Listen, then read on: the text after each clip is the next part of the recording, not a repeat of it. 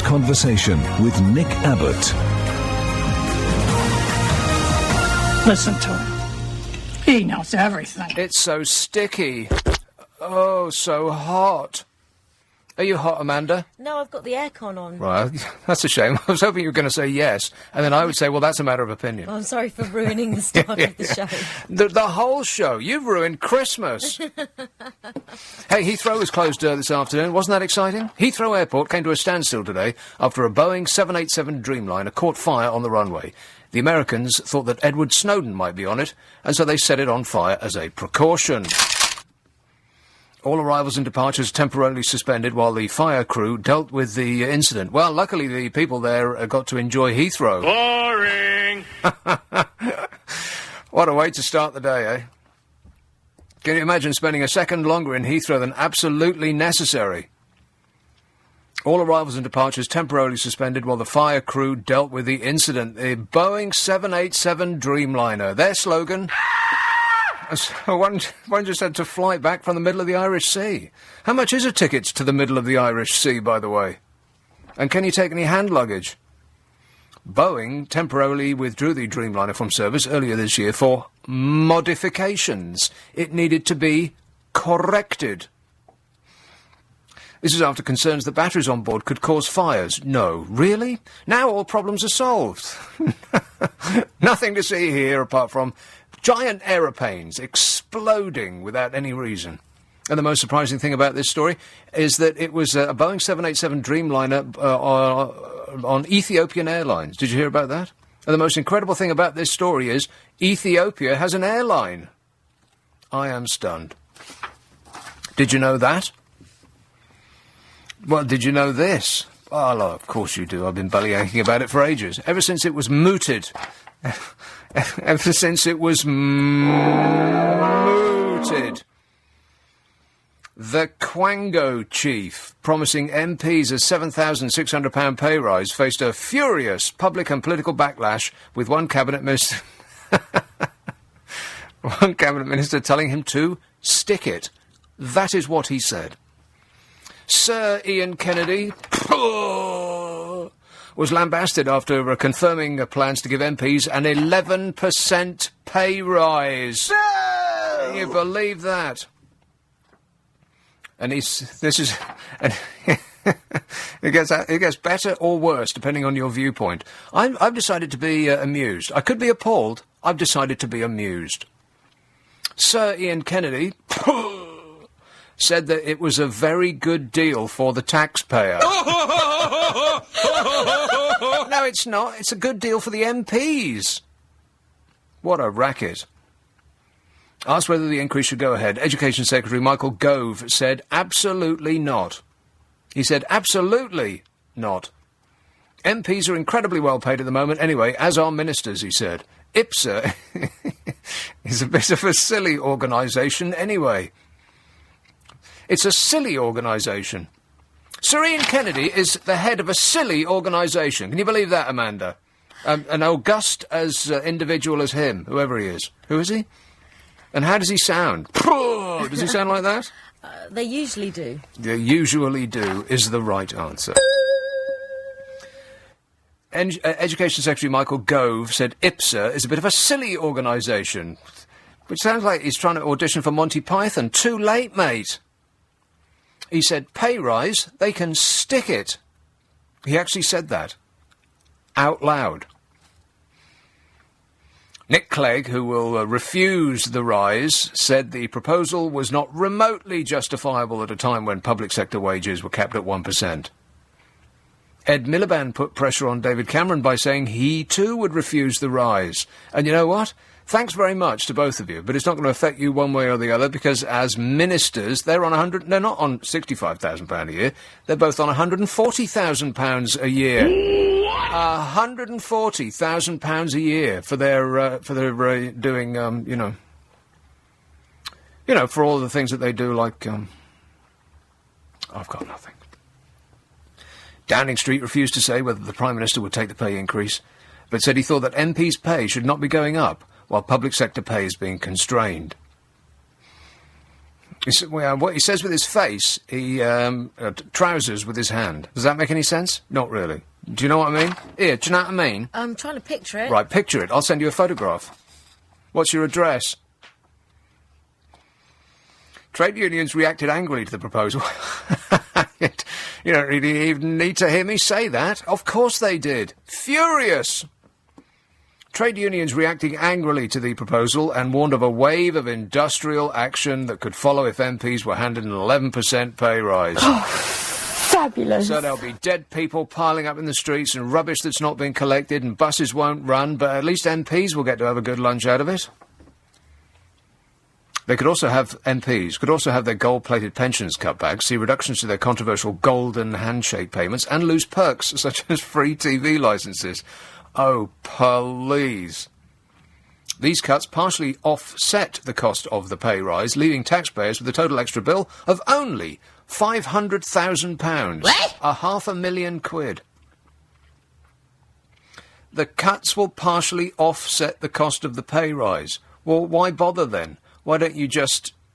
I mean, it's like giving money with one hand and then taking a bit back with the other. That doesn't help. It just adds another level of bureaucracy, more management. MPs would also be paid to produce an annual report on their activities to help inform voters about their jobs. An annual report. Isn't that priceless? They get to construct their own annual report. Oh, I've done fantastically well this year. I won at games and maths and everything. Sir Ian Kennedy is paid £700 a day. What? £700 a day to advise on MPs' expenses. Worth every penny, right? Well, is this the only thing he does at the moment? It's just not much of a job, really, is it? You know, and the MPs, they made a fist of giving over the onerous task of working out how much they should get as a pay rise to somebody else, because every time that the MPs voted for their own pay rise, a bucket of ordure was poured all over them by us, the general public. And so they said, well, we won't vote for our own pay rise. We'll have an outside body instead. They'll do it. They're an independent body. How surprising that an independent body came to the exact same conclusion that MPs would have done themselves. And they did it in order to protect themselves from the public's fury. How's that going for you? Ipsos said the £74,000, this is what they're going to be earning now, £74,000, was at the lower end of what it thought MPs deserved to be paid. Its review had concluded that MPs might deserve as much as £83,000, but decided to recommend the lower amount because of the current difficult circumstances. Well, don't do us any favours. And you know what? They got this the wrong way around. What they should have done is said that we're going to give MPs a 20% pay rise. And they would have been met with the exact same tide of fury that was received when they said a 10% pay rise. Now, if they told us that we're going to get a 20% pay rise, we're going to give them an extra £20,000 a year. That's actually more than 20%, but whatever it is in percentage terms, and £83,000 a year. That's what they said. They should have said that, and then they would have made a fist of bowing to our demands to cut it back and say, "Oh well, okay, just a 10% pay rise then," and we would have gone, "Oh well, that's all right then," and then we'd have thought that we got a good deal, and they would have got exactly what they did want in the first place. These people aren't very good at this. An Ipsos survey found that 2/3 of MPs believe they were underpaid. Tory MP Andrew Bridgen said politics would struggle to attract high-caliber people unless MPs were given a major pay hike. Well, you get what you pay for, eh? And... just as an aside, you know, and these figures aren't actually even a small well, they are a small fraction of what the actual number is. Do you know what the actual cost of an MP is in real money? Well, shall I do that now or after the break? I'll do it now, why not? Let's get it all over and done with, then we can move on with our lives. The annual cost of an MP, you ready? Well, first there's starting up office costs, where they have to go out and buy, paper and a pencil, a hole punch, and they have to buy a ruler and a folder to put it all in. £6,000! £6,000 for a stapler! And then they get their £66,396 salary. And then after they're starting up the office costs, of course, there's the running the office costs, because staples don't buy themselves, do they? Cost of new staples? £22,750. I'm not making any of this up. And then, of course, they get to charge their accommodation, £20,100, and then travel and hotels to far-off exotic climes, £6,821, and then personal security, whatever that means. Maybe it means an extra pair of underwear. And then there's staffing costs, where they employ their wives and their husbands and their boyfriends and their girlfriends and their offspring, and their offsprings are boyfriends and their offsprings are girlfriends, and a lot of people that they think they can cop off with. Staffing costs, £137,200. Full amount, £253,673 per year per MP.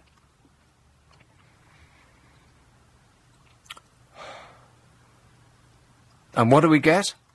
Did you see Prime Minister's questions? Apparently, £250,000 a year is not enough to get a high-calibre person who doesn't arrive drunk at midday for a Beano and a shouting match. Week. Never mind, it's only money. 0845 6060 973. There was a survey. Not a survey, it was a psychological study that said, and I'll just summarise it for you, I'll paint the gruesome details when I come back, but the essence of it is that men never do anything good unless a good-looking woman is watching them do it. It's an extreme reading of the conclusions that they came to. Men never do anything good unless a good-looking woman is watching them do it. In other words, they don't do anything good unless they're going to get something out of it. Over to you. Let this be the background hum of the programme. I wonder if we're going to get any admissions at all. Have you ever done anything good for not entirely good reasons? 0845 6060 973. Nick Abbott, LBC 97.3. This is LBC 97.3. Here's two questions. Do you own a business with sales of over £1 million a year? And would you benefit from expert advice about how to make it grow? Would you mind telling me what this is all about? It's all about men. It's all about men competing for females through doing public good. My question is, have you ever done something good for not entirely good reasons? 0845 6060 973. Here's the story. Competition for females underlines... Oh, by the way, Ken Livingston was saying that Ed Miliband gave him a little call, have a chit-chat on the phone, specifically about where Ed Miliband was going and what he was doing. Well, Ed Miliband's never called me before I go on the air to tell me where he's going and what he's doing. Come on, Ed, give us a tinkle. Get him on the phone, Amanda. He calls me all the time. Really? So. Mm-hmm. Competition for females underlies men's public good contributions. A study in the British Journal of Psychology found that men contributed more in the presence of an opposite-sex audience, but there was no parallel effect for women. In other words, the good that women do is just to do good. This is what the study in the British Journal of Psychology is suggesting. Sexist. Men, on the other hand, only do it if they're in the presence of someone they really fancy. In addition, men's public good contributions went up as they rated the female observer more attractive. In the second experiment, all male groups all male groups played a 5-round public good game, and their contributions significantly increased over time with the female audience only. In this condition, men also volunteered more time for various charitable causes. Men disgust me. These findings support the idea that men compete with each other by creating public goods to impress women. Thus, a public good is the human equivalent of a peacock's tail. So, men or women, let's see if we can rebalance this in, away from it just being all about how awful men are. Have you ever done something good for not entirely good reasons? 0845 6060 973. Here's a call on an unrelated subject in Woodford Green. Hello, Graham. No, I was just talking about MP's pay. Yeah. I'm just leaning over to turn my radio down. There we go. Mm-hmm. We don't get any erroneous sound. Erroneous? Is that a word? It is ERONEOUS. Did I get that right? It might have two It might R's. have 2 R's. Yeah, you're right. Yes. No, it's just this has always gone on where the MP's pay has gone up without question, and nobody questions it. And of course, the MPs would have been silly to question it in the past. Oh, they don't question it. We the poor downtrodden put-upon, question it. Yeah, but it's never got anywhere. No, it's right. No. But now... We huff and we puff and we go, oh, well, mustn't grumble, Yeah, and then we move on to something else. All of a sudden, the MPs are starting to question their own pay. Yeah, no. You know, we're going to give you X thousand extra a year. Right. Well, it And they're won't saying make no. a dent in their bank balance, really. Well, it will. I mean, you give them extra 10 grand a year. I mean, you'd have to be pretty rich. Oh, yeah, but a lot of them are turn on that boards down. of companies. Well, I know that, yeah. Yeah. But so this it won't this affect actually them. fits in, Graham, with what I was talking about earlier on, that competition, competition for females, or in this case, competition for votes, for our support, underlies men's public good contributions. So these politicians that are saying, no, we don't want that, MPs earn just plenty, they would actually like the money, I'm sure, many of them, but they don't want to tell us that. They would rather that we thought that they were doing us a favour. Does that make any sense? Not really. Yes, no, it because does. I don't know an MP who's ever done anybody a favour. Well, let's... I could be biased, but what confuses it now is, of course, they've all got their websites, their Twitter accounts, their Facebook pages, which are probably run by someone else, allegedly. Well, I bet they are. I mean, there's probably no politician, or you can count them on the fingers of one hand, that actually do their own tweets. That's what they get youthful pert assistants for, among other things. Are you suggesting David Cameron doesn't actually sit down and type that out? You know what? I've got no idea what David Cameron tweets. Get to David Cameron's Twitter account up on the World Wide Wait there, Amanda, and we'll see what he's about. And there she is, leaping into action, doing absolutely nothing at all. She's remained stock still. What confuses it as well, and I'm not criticising LBC for doing what they're doing. Oh, no, here we go. Yeah, sorry. Hang on the button to cut me off, sorry. No, but we got Deputy Prime Minister Nick Clegg. Yeah, what's wrong with that? Well, when you've got him saying things on... Well, they say call Nick Clegg, but it's Nick Ferrari's programme. He controls it. And then you have news items saying what Nick Clegg has said. It's like the BBC, they'll have somebody on BBC Breakfast, and then they'll say, oh, on this programme, they've said... Well, I understand what you're saying, but in our defence, you can't pick up a newspaper these days on any given week without it featuring something that Nick Clegg has said on LBC. It's not that he said it here, it's that it's the content of what he said. Yeah, it's probably what's made LBC the station of the year, but... no, that's which me. I congratulate. Just this show, Graham. No, because I find it very entertaining. It's great. It's the specific but now contribution that this Johnson. show has made. Now you've got Boris Johnson. Yeah, well, how He's entertaining... on, once a month? How entertaining might that be? He comes on at his time of the month. What is the nature of this complaint? Don't you want to hear from the people that are elected to represent us? No, it's not a complaint, it's a comment. And I'm saying it's what confuses reality these days, because you get all sorts of spin. Oh, that's an old Labour term, isn't it? Which comes on social networks, which lots of people are on. Spin from who on social networks? Well, if somebody's representing a particular MP or councillor or whatever, Yeah. they will advise them what to say, and they'll type it out. And then Nick Clegg, much as he's a nice guy, You don't know I that. never listened to him live, but I've listened to clips of him, and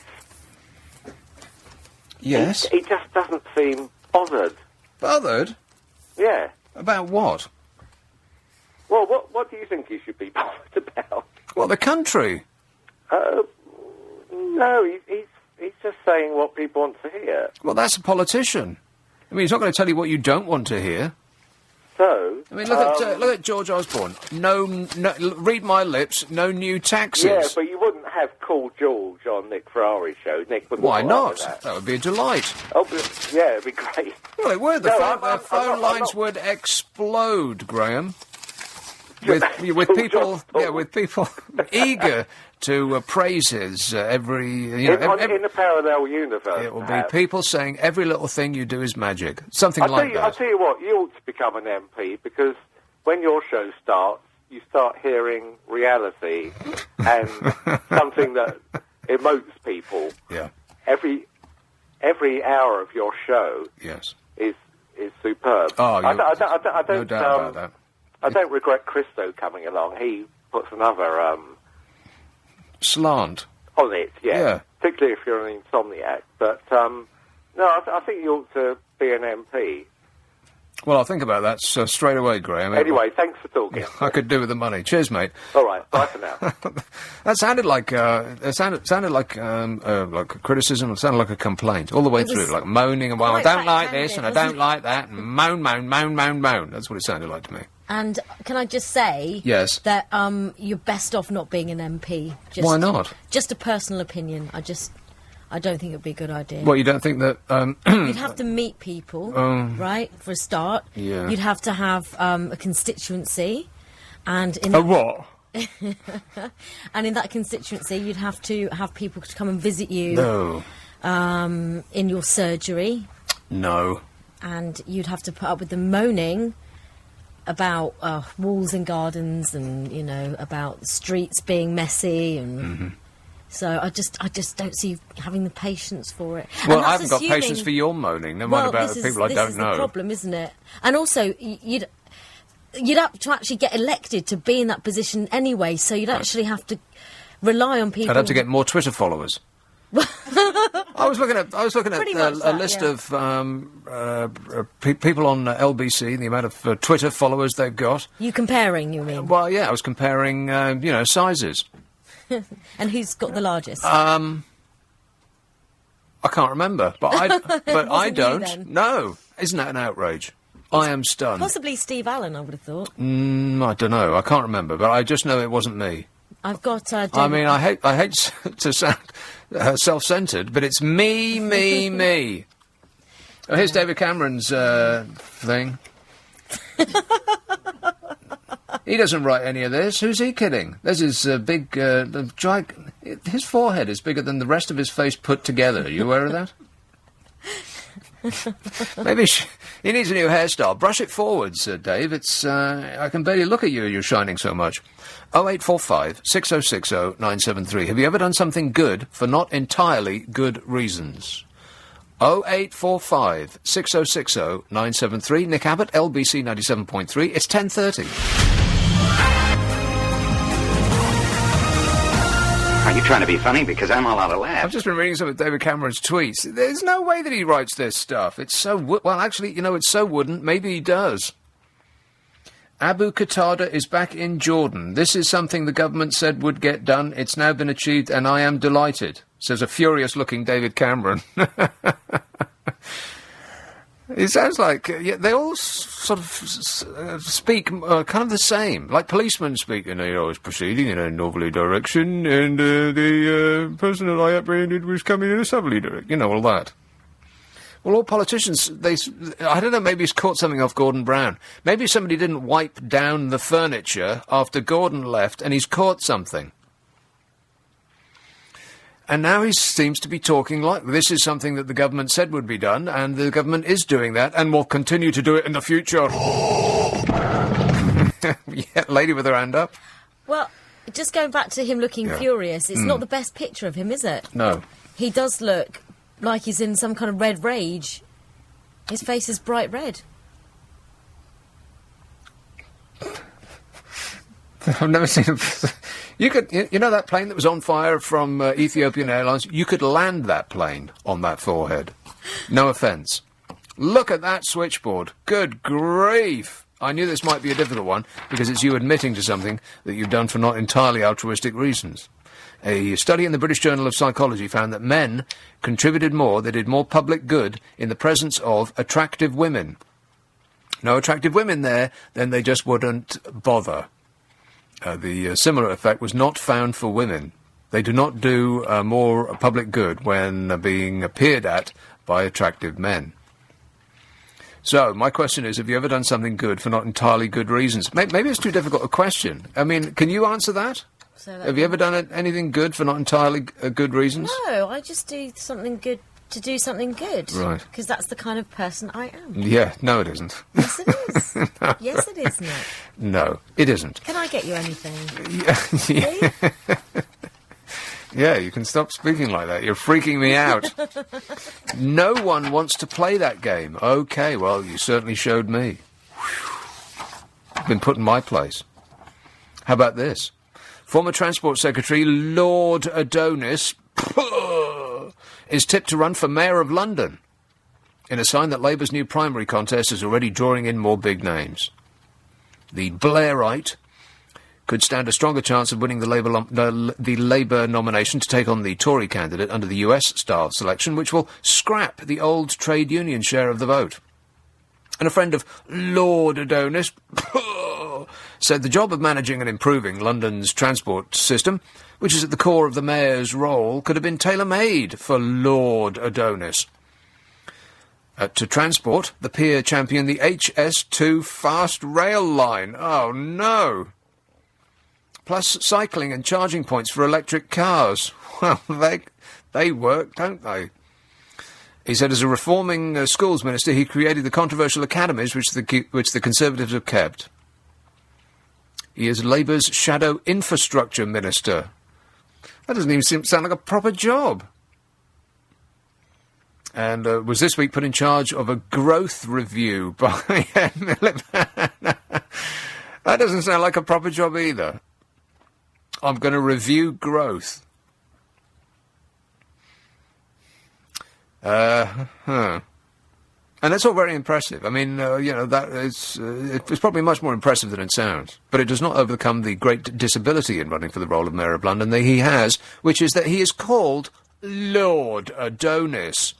He sounds less like a mayor and more like a Greek god, which he's not. Look him up on the World Wide Web, and you will see what I mean. No offence. A clutch of other big names are going to be encouraged by supporters to stand in the primary, which will be held in 2015, which is 2015, it's 23, that's like 6 years away. Former Bethnal Green and Bow MP Una King, who lost out to Ken Livingstone in the 2010 selection, recently appeared on the TV show Dancing on Ice. Oh, God. Are you kidding me? Reality stars dancing on ice. Well, I'll go to the foot of our stairs. They're going to be suggesting a comic next. Oh, look, comedian Eddie Izzard has indicated he's tempted, but probably not until 2020, because of his touring commitments. However, party chiefs are hoping he can be persuaded to run earlier. Are they out of their minds? Eddie Izzard? I bow to no one in my admiration for Eddie Izzard's ability to make you laugh. But as Mayor of London... I mean, that shows a level of desperation that's absolutely incredible, isn't it? I mean, they've gone through all of the politicians that are available, and now they've looked at TV. Who's going to be next? Pip Schofield. Ex-Olympics Minister Tessa Jowell is seen as a clear front-runner if she decides to stand. She would walk it if the vote was held this year, said a supporter. And, only a supporter would say something like that. That is a statement that only a supporter would make. Correct. Would walk it. Tottenham MP David Lammy has been quietly building up his profile for 3 years and wrote a well-reviewed book on how London should respond to the riots of 2011. No, can't have been a single person who read that. I mean, why would you? No offence to him either. Well, apart from anything else, no one reads books anymore. Walthamstow MP Stella Creasy is also said to be interested, although she was recently reselected for her seat and is focusing on the general election. Former Home Secretary Alan Johnson, who recently published a memoir of his impoverished London childhood, is seen as a heavyweight on the law and order issue. Oh, blimey, it isn't everybody. Until they actually have the ability to do something about it. Diane Abbott, the Shadow Health Minister and Britain's first black woman MP, has not ruled herself out. And Tony Blair's former Communications Director, Alistair Campbell, has been encouraged to stand by Labour front benches. Alistair Campbell? Can you imagine someone as likeable as Alistair Campbell running for Mayor of London, Amanda? No. Not the word I'd choose. Exactly. I think Bozo the Mayor will be sleeping especially soundly. Nothing to concern him here. So maybe I will insert a different question here, because you didn't like the first one. Hated the first question. Oh, you threw that back in my face, didn't you? In my face? If you could get the Mayor to do anything you liked, what would it be? Politicians cannot seem to prioritise their time, so do it for them. For instance, all the red tape that's strangling business, guess what they've concentrated on? All the red tape that they said, we're going to remove all this red tape that is strangulating business, guess what they've concentrated their efforts on? See, this is why they need direction. They need to be directed. Have a wild stab in the dark what they've been concentrating their efforts on. You won't believe it, unless you've read about it already, in which case you probably will. I'll come to that in just a minute. Meanwhile, who's calling Tunbridge Wells? Hello, Mark. Good evening, Nick. How are you? Good, thanks. Good. I was down at the Tunbridge Wells railway station the other morning. I go down early in the morning, and there's a pigeon. He's been hit by a train, but he's not dead, and he's cowering in the corner down on the actual track. Yeah. And then every time train comes by, it actually looks like he's obviously really scared and freaked out. So I went and see the supervisor, and I said, there's a pigeon down there, his wing's broken, he's either savable, or you should go and dispatch him, finish him off. So he said... How's he going to do that? I don't know, but I just said, if it was me, and he's in the street, and I either pick him up, take him home and put him in a box and in the dog with after, or we wring their necks. That's the best thing to do. Yeah, run him through with your sword. Exactly. So he said to me, the office was packed out of all these guys, all the station staff, and one of them is a great big lump, he's got a big bodybuilder, and he said, it's a problem for the pigeon, not for you. So I thought, anyway, I walked back down there, and he screamed down the platform, get away from the track, you're not allowed on the track. So I didn't have access to the internet because the library's closed. So I had to go to the, they call it the Gateway, which is like the mini town hall. I said, give me the number at RSPCA. Phone up. It cost me £6 of credit on my bloody phone to finally get through to them. And they kept getting the name. They kept getting the name of the town wrong. They kept getting it wrong.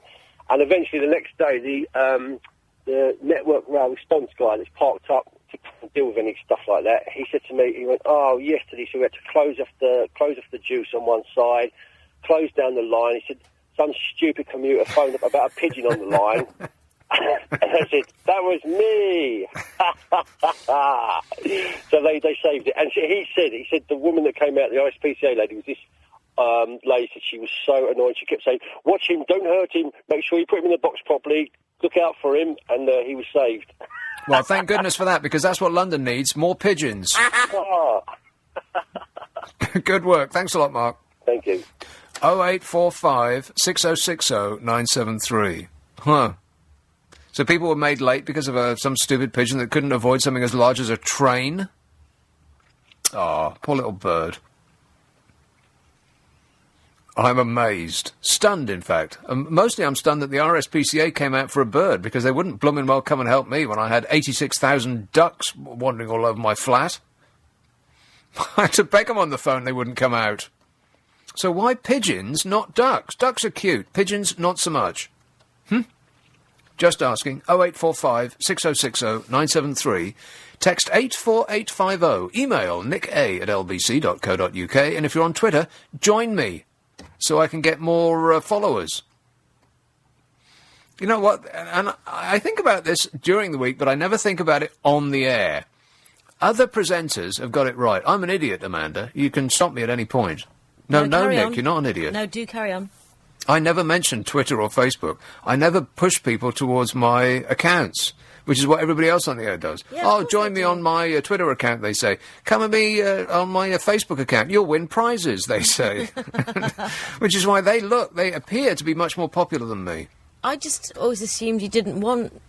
I just never think of it. following you. I never think of self-promotion while I'm on the air. It's only latterly that I've actually mentioned my name when I've been on the air. Well, do you want to give out your Twitter? No, not really. No. 0845 60... But there is somebody called Nick Abbot, and that's not me. I hope that's a help. 0845 6060 973. I was going to go for a break on your instructions, Amanda, but there isn't one. Stupid. Well, it's up to you to know that, because you're the one looking at the screen. Some texts and emails. Nick, Ethiopia is one of the world's poorest countries. Not only does it have an airline, but also boasts one of the most modern fleet of Boeing jets anywhere. Almost their whole fleet, around 80 jets, are brand new or less than a year old. Unlike BA, which flies 25-year-old jumbos. Is that true? I've got no idea. Well, they're well run in. Ethiopia. What does Ethiopia do for a living? What do we get from Ethiopia? Runners. she's through there motioning in the form of a runner. Well, there's not much money in that, is there? St Albans. Hey, Ricky, you're so fine to blow my mind. Hey, Ricky. Hello. You forgot to, when you were talking about the MPs, you forgot to mention the rates for overtime, subsidised canteen, and cheap booze. Well, you're right. I did forget that. Well, it's most disgraceful. I mean, it's selling the job short. And you know what? What else I forgot was there's a starting up office charge of £6,000. Guess how much they're winding down office charges? If it costs £6,000 to start one up, guess how much it costs to wind one down? 10 times the amount? Yes. Is the right answer. 10 times the amount. Yes, well, you know, that thing about the pigeon, it's most sad, isn't it? Okay. I wonder how much revenue British Rail lost. Well, we'll never know, Ricky. Well, perhaps they can sign it off to the dustbin. Yeah, they'll just write it off. Yeah, they'll write it off, yeah. And by the way, I also missed out the Member of Parliament's resettlement grant, which is a bung that they get for not working for us anymore. $33,000. Worth Does every that penny. include the villa in the south of France? What? Does that include the villa in the south of France? Well, that's easy for you to say, Ricky, but no. But keep thinking, mate. It's what you do best. 0845 6060 973. This message says, Nick, I'll have you know that Ethiopian Airlines is actually the oldest airline and one of the most respected airlines in Africa. It's been operating since 1946, apparently. The airline's only downfall is that its abbreviation, EAL, is sometimes mistaken for its poor punctuality. Every arrival late, says Mousse. I don't know that that's true. But I appear to have said it anyway. Hampton Court. Hello, Jean-Pierre. Hello there. Hello there. Well, just to remind you that Ethiopia actually produces coffee. Ethiopia produces coffee. That's right, yes. And they were actually the one who discovered coffee in the first place. Well, is that true? It is true. They had one of the, how do you call him, the guy looking after the sheep, the shoppers. He used to take the sheep every afternoon. And then he discovered one day that they were very agitated. And then he noticed they've been eaten from a special tree. And that was the coffee tree. So that's how they discovered the coffee. Ain't nature great? Sorry? Isn't flora marvellous?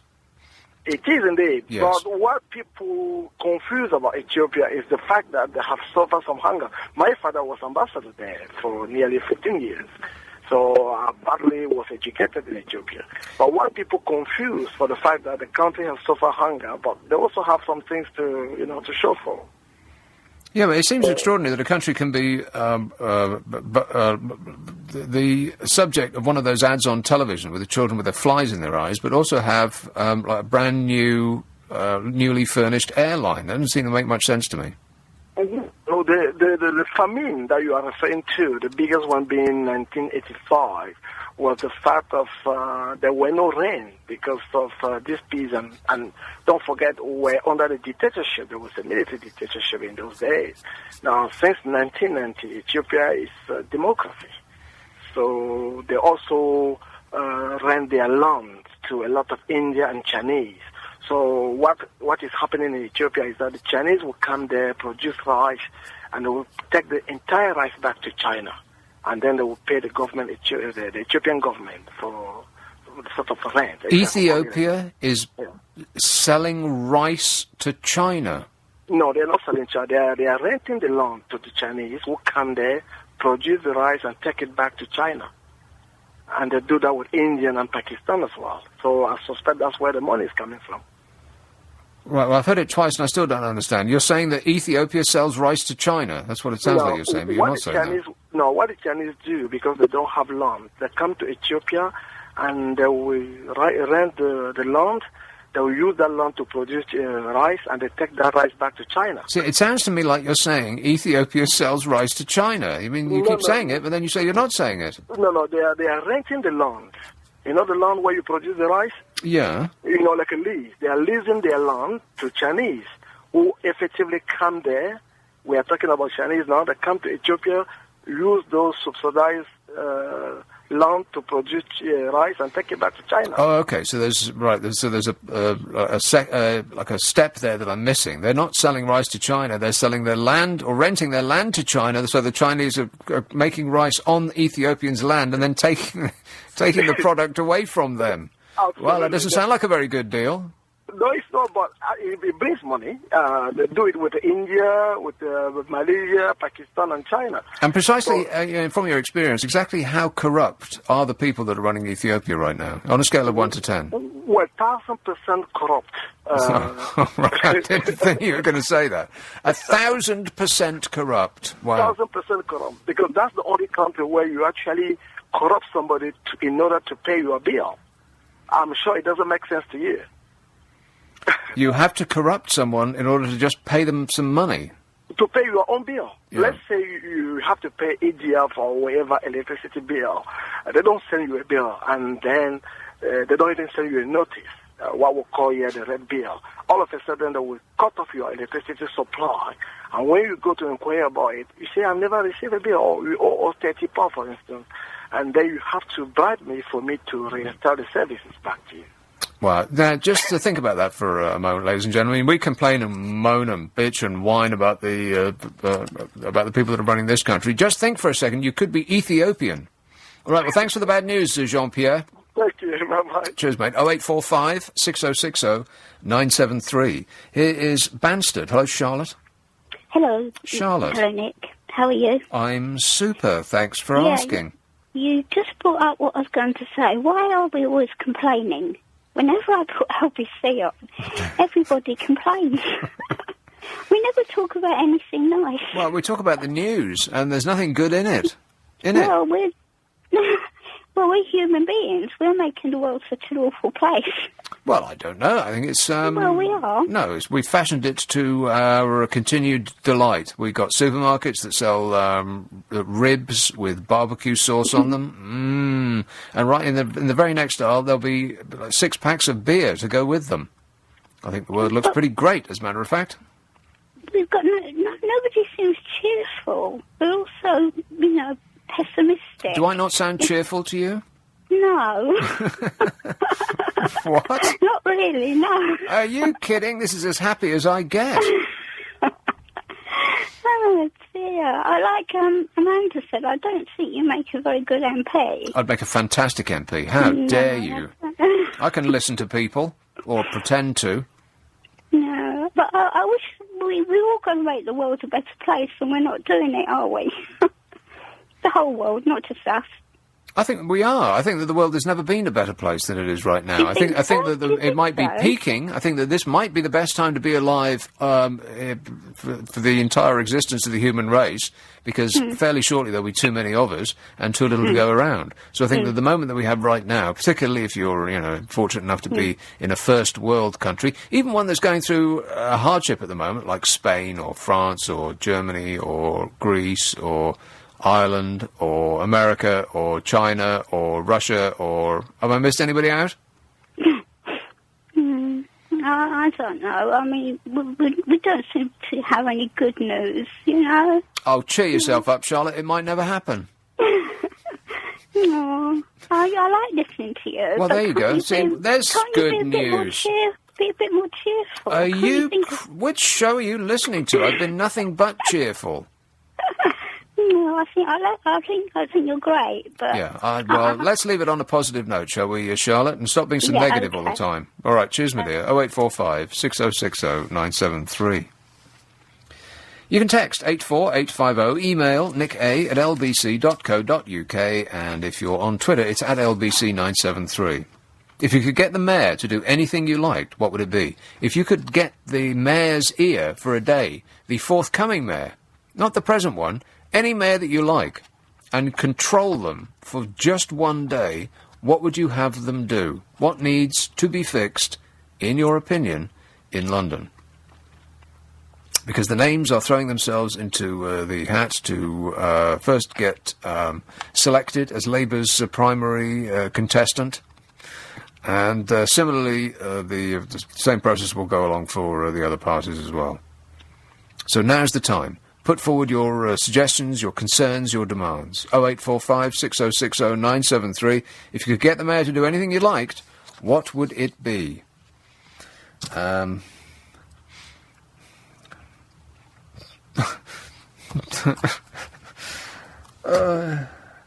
Nothing! I'm stunned. Look at this. Huh? What am I doing wrong? Oh, God, not this again. Okay. Well, I'll start whistling. Like that milk man. Somebody will call in a complaint. Yeah, the milkman, they said, we can't whistle anymore. Quite right, too. I mean, milkmen come around at a very early hour, and he's so cheery, he's... Oh, and they told him that he couldn't whistle. Whistling is really annoying, though, isn't it? There was somebody that was whistling on the bus the other day, and I kind of wanted him to put a sock in it. See, like that last lady said, why can't you just be happy and cheerful? You're bringing this show down. He was on the bus, Happy, and you were sitting there going... Hey, by the way, they're going to get people to do yoga in prison. You remember you went to a yoga retreat in a war zone? What? It was not a retreat. You said it was. I said it was a yoga holiday. Right, like I said, a retreat in a war zone. Prisoners should do yoga in jail as a cheap way of improving their behaviour, according to academics. After a 10-week yoga course, inmates were found to have improved mood, reduced stress, and they were less likely to behave impulsively, this study found. The Oxford University academic, Dr. Amy, said the suggestion is that yoga is helpful for these prisoners. Offering yoga sessions in prisons is cheap, much cheaper than other mental health interventions. If yoga has any effect on addressing mental health problems in prisons, it should save a significant amount of public money. That is what Dr. Amy said. And prisoners of a range of ages from 5 Category B and C prisons, a woman's prison, and a young offender institution, all in the West Midlands, were put through a course of 10 weekly 90-minute yoga sessions. Before and after the course, the inmates completed psychology questionnaires measuring their mood, stress, mental well-being and impulsivity. And Dr. Amy said that yoga is not going to suddenly turn prisons into calm and serene places, but there are indications that this relatively cheap, simple option might have multiple benefits for prisoners' well-being and possibly aid in managing the burden of mental health problems in prisons. It's a win-win. Sam Settle, the director of Prison Phoenix Trust, said almost half of adult prisoners return to prison within a year, having created more victims of crime, so finding ways to offset the damaging effects of prison life is essential for us as a society. And this research confirms what prisoners have consistently been telling the Prison Phoenix Trust for 25 years. Yoga and meditation help them feel better, make better decisions and develop the capacity to think before acting, all essential in leading positive, crime-free lives once back in the community. And, you know, when you said you went to a yoga retreat a few weeks ago, Amanda, I had no idea that you were actually doing time. Doesn't seem to have changed your mood much, though. Guilty!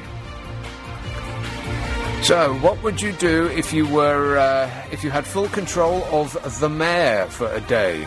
0845 6060 973. Nick Abbott, LBC 97.3. Please hold the line. I'm trying to connect you. Yeah, and if Vladimir Putin is sticking his thumb in your eye, then you know that that's not the least of your worries. It's the least of your worries. He's just getting warmed up if he's sticking his thumb in your eye. 0845 6060 973. If you could control the next mayor of London, what would you have them do? Just for one day. Just to get them to do one thing. Here is Whetstone. Hello, Rick. Oh, hi, Nick. The thing I'd do, you know all these, I don't know what you call them, security or policemen, the people that are patrolling parts of London like the South Bank in those horrible mauve uniforms, and you've got the heritage wardens on Trafalgar Square. Basically, wherever you get a quango, they seem to get in security that originally was there to help the public. These days, what they do is things like stopping buskers playing along the South Bank. Do they? Well, they don't do a very good job. They're always there. No, not... Well, I saw them do a good job. In fact, a week ago, they certainly did a good job. Well, what do you mean by that? What was it? Do you know, outside the National Theatre, there's that stone circle? Yeah. And there was a group of, I don't know, performing dance troupe or whatever they were, clearly. And did they hose them off the thoroughfare? Effectively, they did, yeah. They closed it down, and there was nothing... Now, they weren't actually on stage in the theatre at the time. They were outside, right? Just checking. Yeah, it was on the outside, but it was just pure, it was positive. It was just all good. Mind you, if like a modern dance event breaks out on the stage of the National Theatre, then they should get in there and stop that too. Well, I'd like them to actually stop paying people and just have it as an open culture place where anyone can go and perform. No. They get so much money. No. Really do. The other thing was they kicked people off the lines at Trafalgar Square. Yes, quite right too. And do you know the reason for that? Oh, health and safety. No, that's not it. Well, I mean, it might be a bit of it, but the reason that you can't sit on top of the lines in Trafalgar Square is because the brass is rubbing away. They're hollow. And people sitting on top, the brass has been rubbed away, so it's barely there. They're going to fall through. Build another one. Build another. They're huge. There are certain quality of life things that have gone on for many years. And it's not so much the sitting there, it's the fact that you've got someone with power that a few years ago might have said, excuse me, would you mind getting off? I heard someone say, get off and stay off. Right. Quite right too. They come over here, sit on our lions. It's authoritarianism. These people... I saw somebody checking someone's ID, even. Really? One of these people. One of who? These heritage wardens. What's a heritage warden? They have that stuck on the back. They walk around Trafalgar Square. I don't know if they're anywhere else. I think I've seen them around. It might be the south. But they're like non-policemen, and they just march around. When they're bored, they go and interfere with people. They kick people off the wall. Really? They get to interfere with people? Well, I'm with sure both hands? It's just sort of people having a good time. And right. Well, you want to stamp that out straight away. Well, I think you should become the mayor, or maybe you are the mayor. Heritage wardens. They actually have heritage wardens written on the back of their jackets. I've never seen such a thing.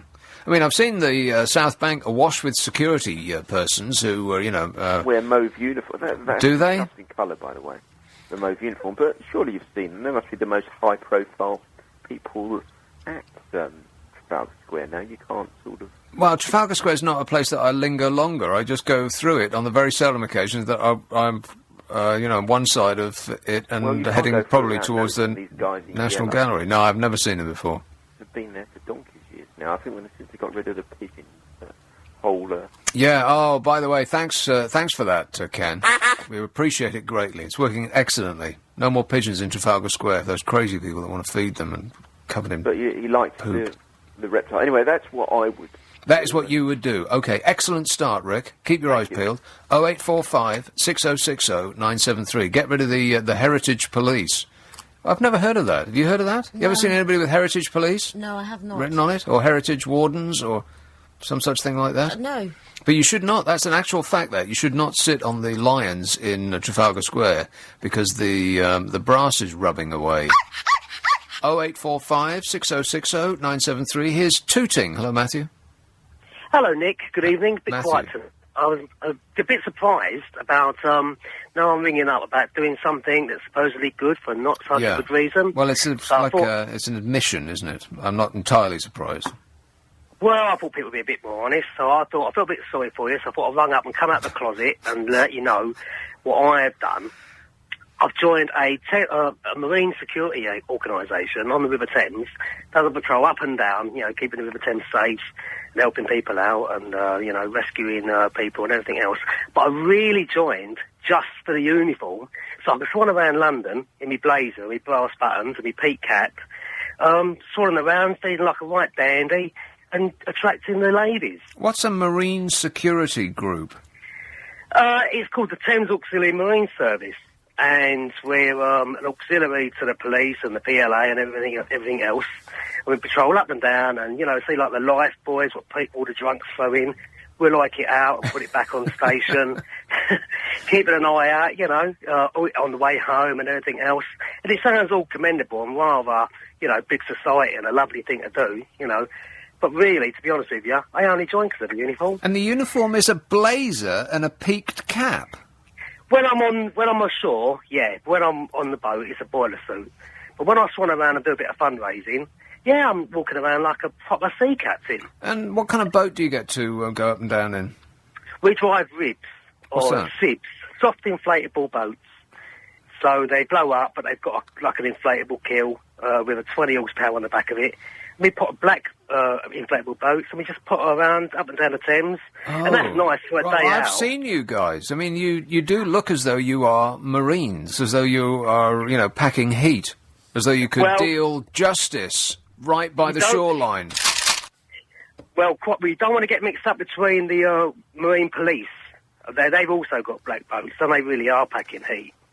But we're not. The hardest thing we carry is probably a video camera. The Thames Auxiliary... you say it. The Thames Auxiliary Marine Service. That's It's a right. wonderful organisation. And, yeah, it's really nice, because I don't really like fashion. I've been wearing army surplus clothes since I was about 18. When I used to listen to You in the Woods in Wales, when I used to get my old radio when you was on another radio station. Oh, yeah. But, yeah, men's fashion is a bit ropey, isn't it? So if you can go out with a nice white shirt, a pair of black trousers, a blazer with brass buttons, and a lovely sparkling white peak cap. Oh, it's been a wonderful day today. I've had girls winking at me, chatting me up. It's been absolutely fantastic. Do you ever think of Really breaking into YMCA by the village people? I've had a few people say hello, sailor, to me today, but, take it on the chin. I'm the one getting the winks. So, yes. What's the weirdest thing, then, you've had to do as a Thames Auxiliary Marine Service person? Oh, weird. Pull out a few bodies, save a dog. Bodies? Living bodies. Oh, living bodies, right, okay. Yeah, living bodies. A couple of jumpers, 2 jumpers since January we pulled out. The weirdest thing is, actually, we've had to save the R and I twice, because their engines have, I know. Carrier bag goes up their water pump, because they haven't got a prop on their boat, haven't got a propeller, they've got a water pump, and sadly, because of the rubbish, if they suck a carrier bag up their spout, they break down. They don't like us, advertising it, but if they're doing, bobbing around in the Thames and their engine's not going, we towed them back. So yeah, good service all round. Well, you know. you're probably the greatest hero that we've ever had in this, because it would ordinarily be somebody from the RNLI, because not only do they do something that's extremely dangerous and for the benefit of others, not themselves, but they also don't get paid while they're doing it. But you save the people that save the people. Well, only twice. Well, that's good enough for me. Excellent work, Matthew. Thanks a lot, mate. 0845 6060 973. That was the question that I asked initially, and it was, have you ever done something good for not entirely good reasons? And he did it for the uniform. He did it for the blazer. The Thames Auxiliary Marine... I can't say that. Auxiliary. He said it without auxiliary. See, I want to say auxiliary, and that's where I'm falling over. Auxiliary.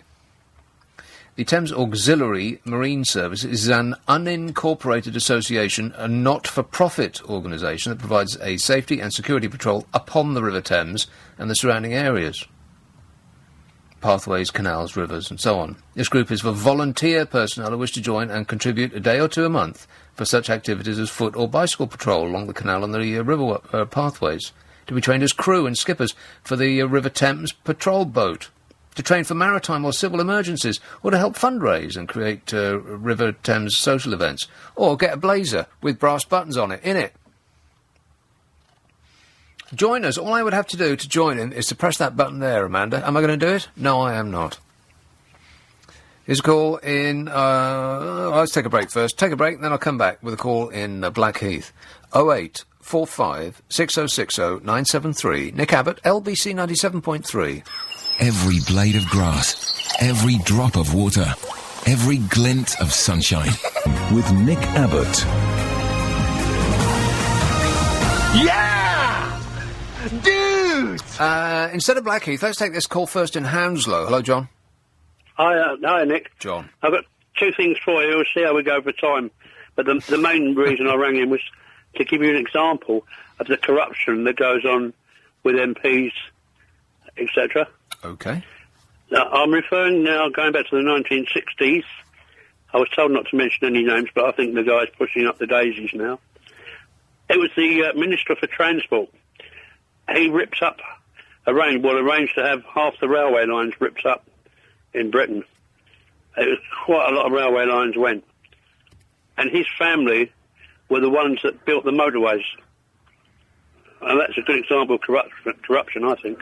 Well, okay. You've got anything nearer to where we're living now? No.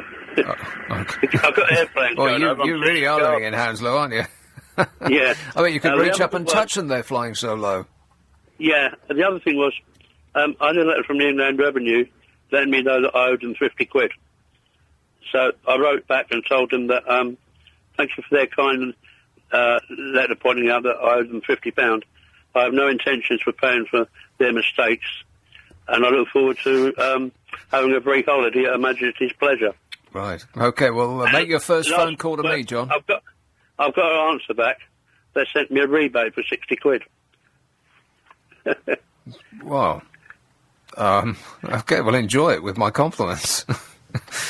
I don't understand that. I'm forever getting emails from, which purport to be from the government, saying that we've noticed an error in your last tax return, and we owe you £325. All you have to do is click this link, and you will receive your payment. Warning! Warning! Do not click the link.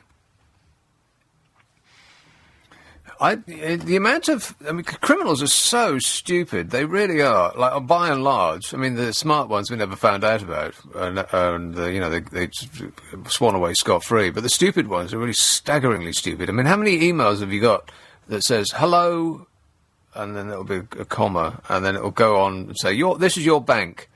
Please click on this link and fill in your details. Spelled DTELS. I mean, they don't even use a spell checker. Idiots. Croydon. Hello, Philip. Hello, Nick. Philip. Yeah, hello there. Yes, sir. Right, yeah, I'm ringing up about the mayor's suggestion question. Right. What should he do? Well, in Croydon, what he's got to do, of course, is, they stumbled across took 4 or 5 years messing the place up, but eventually, I guess by mistake, put trams in, and fantastic traffic off the roads, everybody happy, nice and clean. And that was 12 years ago, so where's the next trams? We had the Olympics, perfect opportunity to try trams in there, ripped up wasteland, not one single tram. We should be ripping up London and putting trams in. That's what the mayor's got to be looking at. People have said for as long as I can remember that something should be done about Oxford Street, because apart from it being Oxford Street, it's also it's not a bus route, it's a bus park. It's got buses from one end to the next. You can walk along the top of buses down the entire length of Oxford Street, and that makes absolutely no sense whatsoever. You should get all traffic off the street entirely. And have trams go from one end to the next. Exactly. Yeah. But, I mean, not only that, introduce them into... it would be difficult in certain areas, of course. You've got to knock houses down and reroute things, and the mess that it causes. It did take 4 or 5 years of trouble in Croydon. But the aftermath is that there is much, much less traffic in rush hour because of it, because people have got an easy option to freely flows, never hits traffic, has right-of-way traffic lights, and it has much reduced and made the routes that they've made it actually a better-looking place because of the tram tracks, and I'd say put trams in wherever you can. But apart from that last point, where you said it makes it look better, what does a tram do that a bus can't? A tram doesn't get stuck in traffic. Buses don't have enough space, even with their bus lanes, that cause further problems. A tram has its tracks like a train, and is controlled by lights, and the traffic will wait for a tram, and the tram will go through. It's not held up ever. That's the difference I see. Right. Well, I would welcome that. That sounds like a great idea. Get cars off the road, and you could get buses off the road as well, because they don't half make a racket, and replace them with trams. Yeah, absolutely. Oh, and when you take a tram in and around Croydon, Philip, are you the only person on it? No. Rush hours are busy, and then in between, you can get... during the day, you'll have plenty of space, but they're never empty. With Oyster, I mean, it goes from Croydon at one end, Beckenham actually, Beckenham through Croydon to Wimbledon at the other end, so it's a fair stretch. Yeah. On Oyster, that's going to cost you £1.40 and £2, I think it's £2.50 now or something if you paid straight for it. So it's kind of an odd route, though, really, isn't it? Because the upper class people that live in Beckenham and the upper class people that live in Wimbledon, why would they want to go? No offence to the people that live in Croydon, but why would they want to go to Croydon? Well, that's right. The route, you could have chosen some better routes.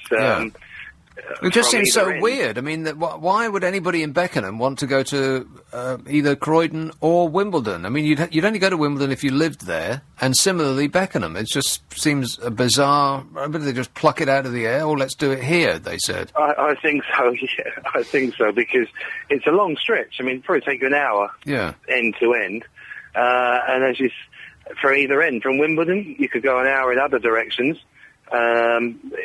Away from London, if you like, from Wimbledon, and connect that part of... I wonder if anybody has done the entire trip. I bet there's not one single person who's gone all the way from Beckenham to through Croydon and out the other side to Wimbledon. Why would you? Probably not. No, that's right. I think people use it in parts along the way, because it goes through Mitcham, which is not really very nice, Mitcham, and that... and this is a guy from Croydon saying that.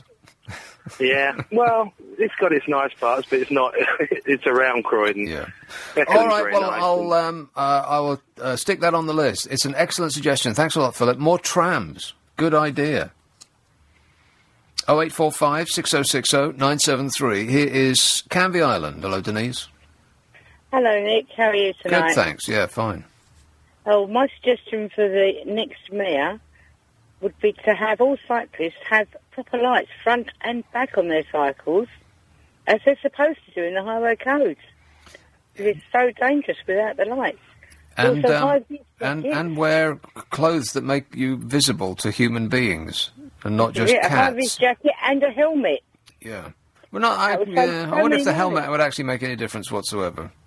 Well, it would if they fell off.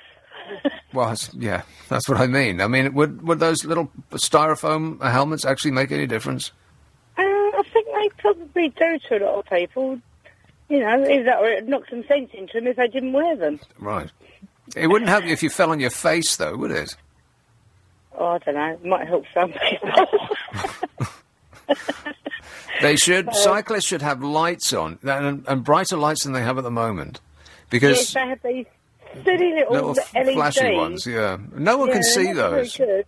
You know, when a cyclist puts lights on, then they're competing with every other light, which is also just come on. They're competing with neon lights and shop lights and those taxi lights that swirl around, and they've got street lights and advertising lights, and you're drowned in other lights that are much stronger than those tiny little flashy LED things. But we can't see you. They're hidden behind their clothes sometimes. Yeah. But most of the cyclists I see, especially around East London, don't have any lights at all. Right, well, they probably think that it's cool not to. It's not so cool if you get knocked off and get killed, really. Yeah, no, you got It that would right. be very cold then, but... No, that'll be my suggestion anyway. OK, good work. Right. Thanks, Denise. All right, then. Bye now. Ta-da. 0845 6060 973. The race to be the next Mayor of London has started already. Former Transport Secretary Lord Adonis, tipped to run for Mayor. Labour's new primary contest already drawing in more big names. So, if you had control over the next Mayor of London and you could get him or her to do one thing, what would that be?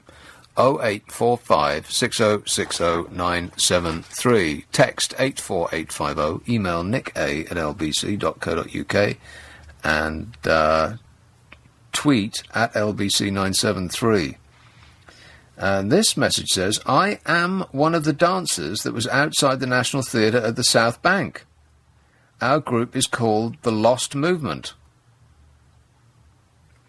Now, does that mean that they are buskers, or do we know anything about them? Have you looked it up on the World Wide Web, Amanda? No, you haven't. Not yet. No.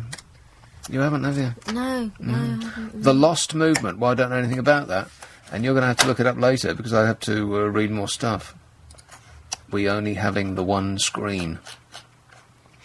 I always offer to do the shopping for my mum, says this one, because I used to fancy the girl that worked there. OK, these are good deeds, which you have done for not necessarily good reasons. I always offered to do the shopping for my mum because I used to really fancy the girl that worked there, says this one. I used to take so long that my mum used to come and get me. We never got our dinner on time. You forgot to mention the extra 17,000 that the MPs get for sitting on committees. I would ask the Mayor, could we have an inquiry into how much it cost to get the pigeon off the railway tracks? Nick, don't forget pigeons helped us to win the Second World War. It were grand then.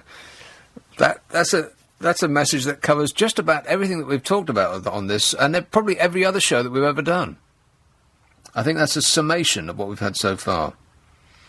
And suggestions of Mayor for a day, or even an hour, perhaps just a minute. It would only take a minute to get him or her to do whatever it is that you want. Just one suggestion, that's all I'm after, from improving our lot.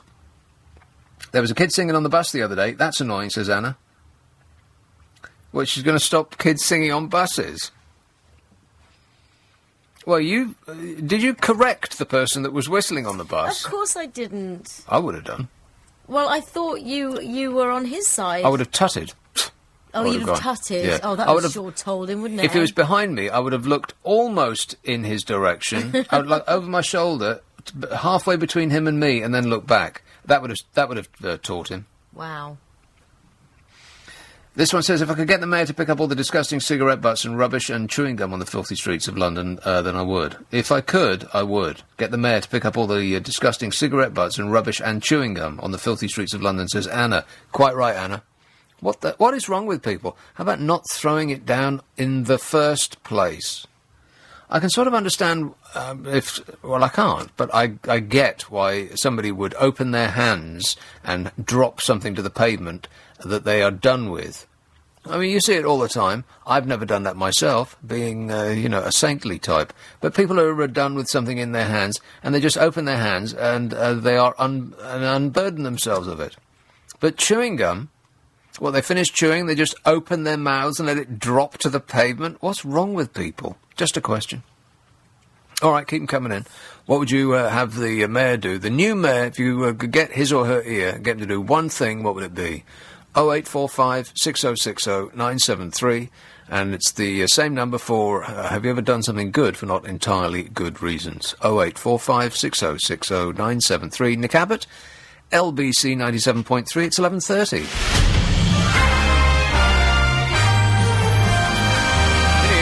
Zora Solomon. Thanks, Nick. 6 people have died and around 9 are critically injured following a train crash in France. Over 300 passengers were on the intercity service which derailed and crashed into a station platform during rush. This is London's biggest conversation with Nick Abbott.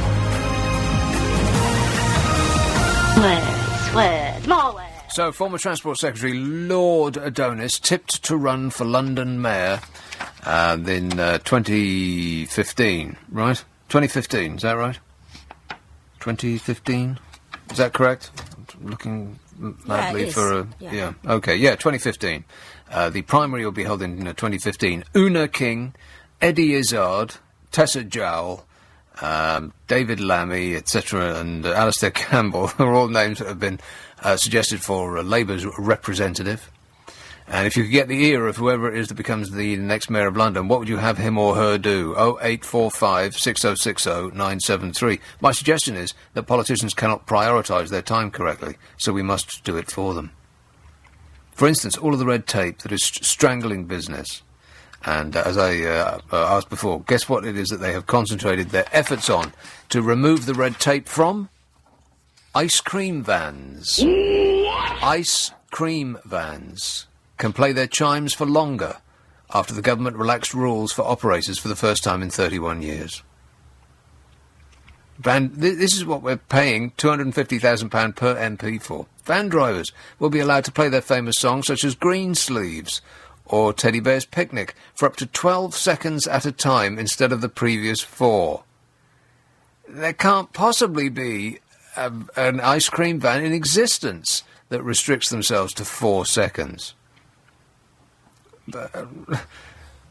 For fear of what? Vendors can also chime every 2 minutes while driving, up from just 1 every 3 minutes. And I refer you to the comments I made some moments ago. The announcement yesterday by the Department of Education and Rural Affairs will be seen as a victory for ice cream van vendors who have struggled in recent years. When was the last time you bought an ice cream or a lolly off a van? Oh, from a years van. and years and years ago. Oh, yeah, a long time ago. The announcement, frustratingly for operators, the changes will not be...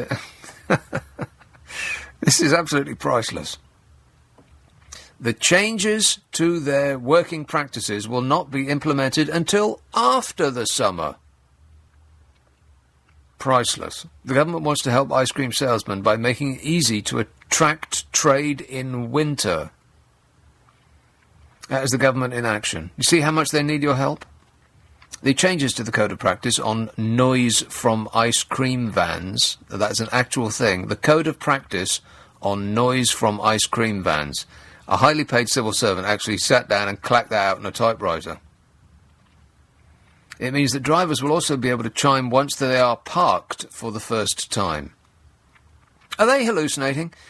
None of this is actually adhered to in real life. Is this real life? Yes, lady with a hand in the air. Well, who is going to time? Well, exactly my point. And then have to get evidence. I know.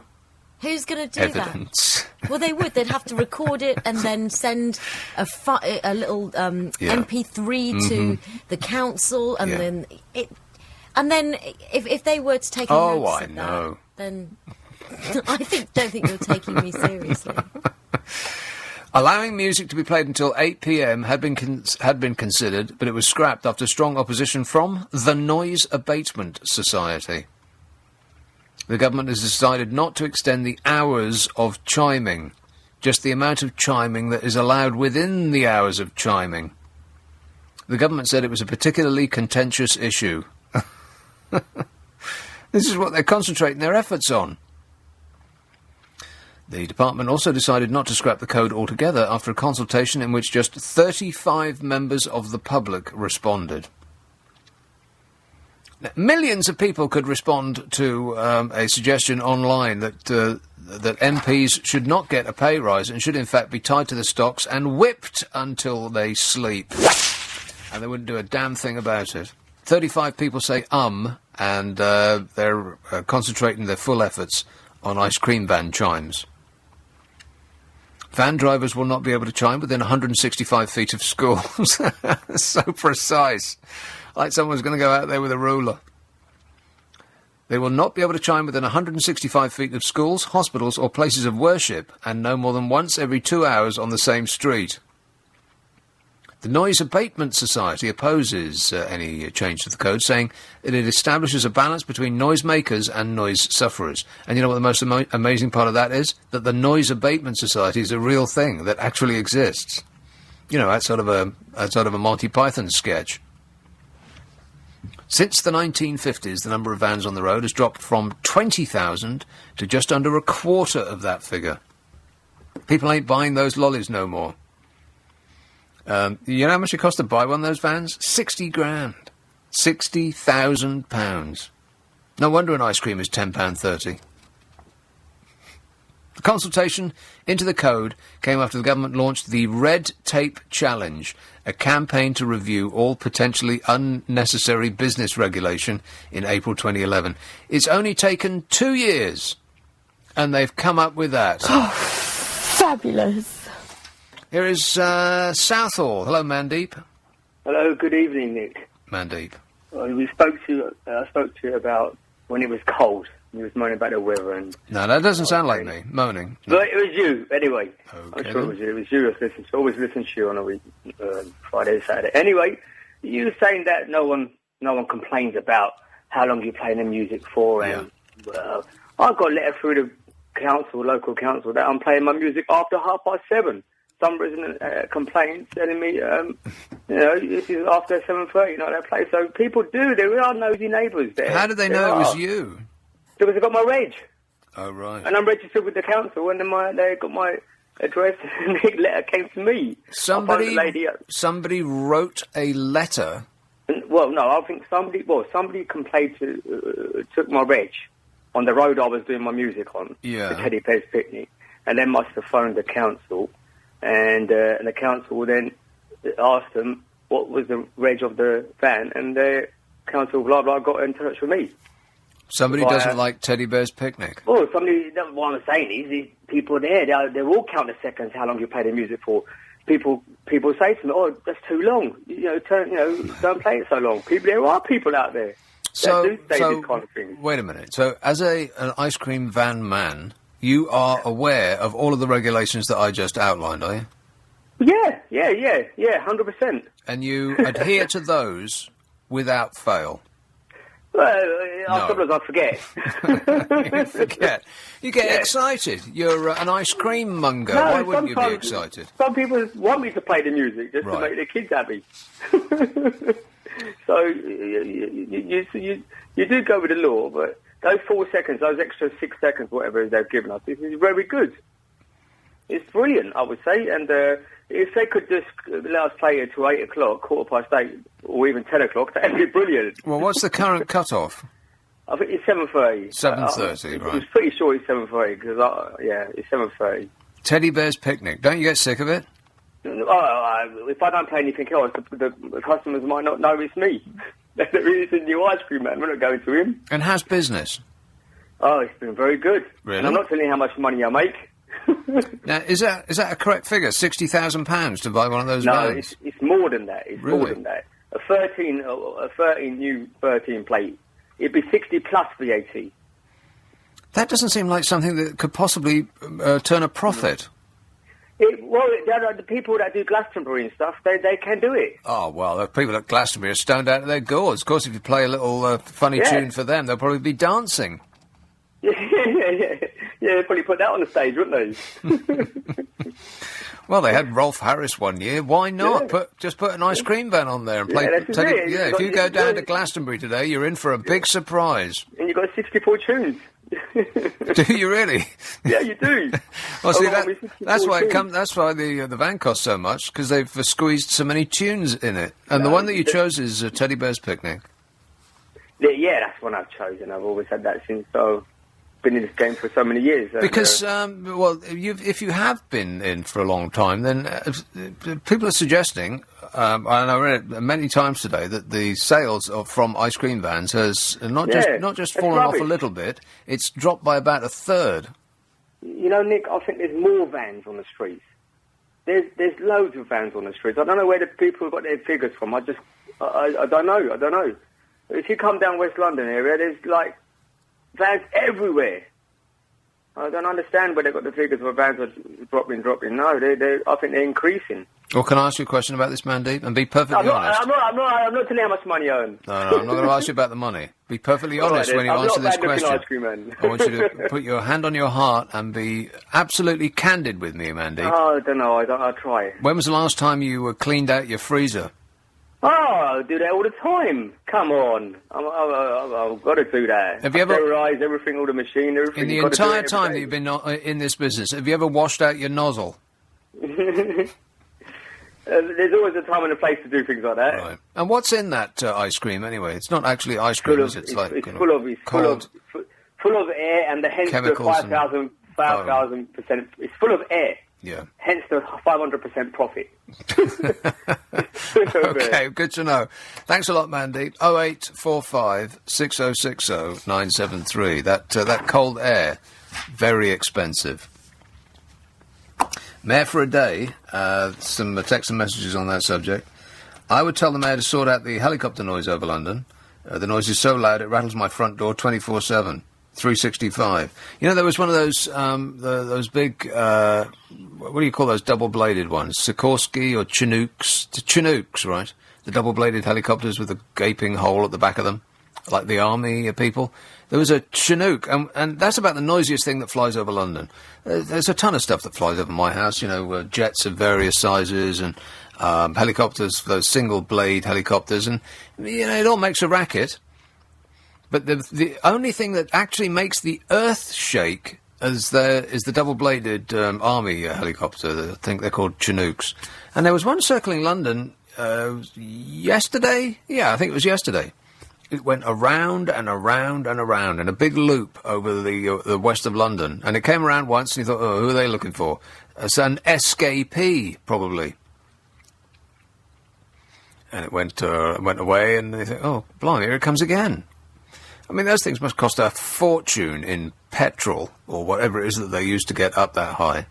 And the noise is just absolutely deafening. You have to stop what you're saying, pause the television, and grip onto your drink in case it falls off the table because of the vibrations that this thing causes. It must have gone around about 6 times. Normally they follow the river and then they disappear. But this one was doing, I think they were probably showing, it was Prince Andrew, did he ask for like a tour? It was some VIP probably, because after coming around for about 6 times, they then disappeared off into the horizon, off to look at, I don't know, some other part of London, off to peruse Oxfordshire at our expense. Was a VIP in town yesterday. Must have been no end of them. If Vlad the Insaner ever comes over, that's exactly the sort of treatment that they'll be giving him. Oh, by the way, has Edward Snowden managed to flee the country yet? Not yet. We'll keep you updated. 0845 6060 973. Excuse me one second. I need to fix it. There we go. Text 84850. Email nicka@lbc.co.uk. If I were in control of the London Mayor, I would insist the cyclists are licensed and insured before using the roads, says Al Theen. If I had the Mayor's ear, I'd pedestrianise the West End from Oxford Circus down to Regent Street, up Charing Cross Road to Centre Point, back along Oxford Street and anywhere within. Wow, that's a pretty weird trip that you just outlined there. From Oxford Circus to Regent Street. Because beyond Oxford Circus is very unfashionable. The west of Oxford Circus... Huh? From which way beyond? Yeah, Oxford Circus West, very unfashionable. You certainly don't want to go west of Oxford Circus. It's very dangerous down Oxford Street. Why is it Gangs dangerous? of hoodies, and it's mostly undeveloped. Why would he only go to Oxford Circus and then down Regent Street? That bit's kind of pedestrianised anyway, because you can use the pavement to do that. The pavement is pedestrianised. You heard it here first, Yes, folks. you've got that Apart from right. people that yeah. use their bikes on the pavement, which you're not allowed to do. Up to Centre Point, back along Oxford Street and anywhere within. Well, certainly somebody should just grasp the nettle and pedestrianise Oxford Street. It just has to be done, because it's a nightmare for many reasons, chief among which there's too many people. There's too many people and there's too many buses, and it's too small a space to squeeze them all in. So get rid of the buses. I'm a genius. Or I would be if people hadn't been saying that over and over and over again for as long as I can remember. Here's a call in Fitzrovia, which is the exact area we're talking about. Hello, Paul. Hello. Paul. What the mayor should do for us, affordable housing. More of it, cheaper, and with a priority for the people who, the key workers. I thought they were doing that already. This town tick. Done it already? Yeah, aren't they doing that already? Not that I've heard. Everywhere I look, there's a charmless block of laminate, clacky-floored flatlets going up. They're going up everywhere. It's like London is being rebuilt at this moment. Is it? Well, yeah. Is it going to be affordable, and is it going to be for key workers? I don't know the answer to that, Paul, but I thought that it was getting planning permission these days was determinant for like a large block of flats. You had to provide affordable flats for key workers, so there must be. Some. That's 17% or 11% or something like that. Right. Well, how many key workers are there? More than we've got houses for. And what do you mean by key worker? Oh, hospital staff, cleaners, bus drivers, coppers, firefighters. How about people who work in sandwich shops or clean the street or or bankers? Okay, cancel that last one. How about radio show hosts? Yeah. Well, that's everybody then. Everyone is a key worker. Well, yeah. What I'm particularly angry about is people who buy houses in London as an investment with no intention of living there. Yes, well, you could say that's pretty much everyone who's bought a flat in London who has done so from abroad. Almost all of the flats that are being thrown up, and you could say the same for office space, all of these buildings that are changing the face of London forever, they're not owned by us. They're bought by Malaysia or United Arab Emirates or China or any of these places. All those flats that are going up around Battersea Power Station. Malaysia owns pretty much all of them. Yes. And I agree with you, Paul. And they're renting them out because billionaires from abroad are competing with each other over a London property, which is making it too expensive for people who actually live here. The people who actually made London can't live here anymore or can't buy here anymore. And so we're forced to rent from people, from landlords who are 6,000 miles away. It doesn't make any sense to me. Yeah. Exactly. I agree with you entirely, Paul. You live in Fitzrovia. How posh is that? Not very. Hugely Are you kidding? Do you own your own place? No. Like I said. Poor, pitiful you. Exactly. But Fitzrovia is a nice place to be. It's a lovely place. Yeah. It's coming up in the world, Paul. It's getting more expensive. Like I said. That doesn't mean that's not coming up, necessarily. Is it? Well, yes. Depends how you define coming up. Yeah, becoming more expensive. Becoming more expensive, yes. Coming up in the world. All right, Paul, thanks a lot, mate. 0845 6060 973. This message says, I would get the powers that be to stop people spitting in the street. On the spot, fine. It's disgusting, says Vanessa in Bromley. Spitting in the street. I'm not familiar with that. There used to be a sign on the upper deck of the buses that said no spitting, penalty £5. But that was for health reasons. People spit in... Oh, well, she comes from Bromley. Oh, well, bound to. Do you want me to actually read that next one? Why not? Well, look at the first line. Well, it's just kind of like going, oh, you'll never guess, Nick. Well, it's not, though. It's offensive. All right, well, listen, I'm dealing with that. There we go. And now just read the rest. Dealt with. Have you read it? I have read it, yes. Right. I have read it. All. For a year and a half, it says, I was plagued every single day by the incessant warblings of the local iced cream van. Uh-oh. Every day at the same time, my work would be interrupted by repeated, extremely loud snatches of green sleeves. It made me grind my teeth in an animal rage. The only relief came upon moving house. If they started playing their ludicrous tunes all night long, I would have to leave the country, says Corbyn. I'm amazed that any of them are still in business now. I mean, who buy... you don't see queues of people outside an ice cream van. In Glastonbury, yes. That's called the Munchies, yes? In my local park, there's 2 ice cream vans situated at 2 different entrances and exits, and they've always got a queue. And they're there when the weather's not so nice as well. And what's your address? Suggestions if you were mayor for a day. Cable car from Tottenham Court Road to the Eye. From Tottenham Court Road to the Eye. Is that a good idea? Yes? I think that would go over Leicester Square, wouldn't it? Yeah. So what if you could Not quite. Almost. It could do, though, couldn't it? Actually, yes, you're right. It Yeah. will go, yeah. Mm-hmm. Yeah. So, sorry, were you wrong then and I was right? No, I don't think so. Yeah, I think that's what happened. But what about it, though?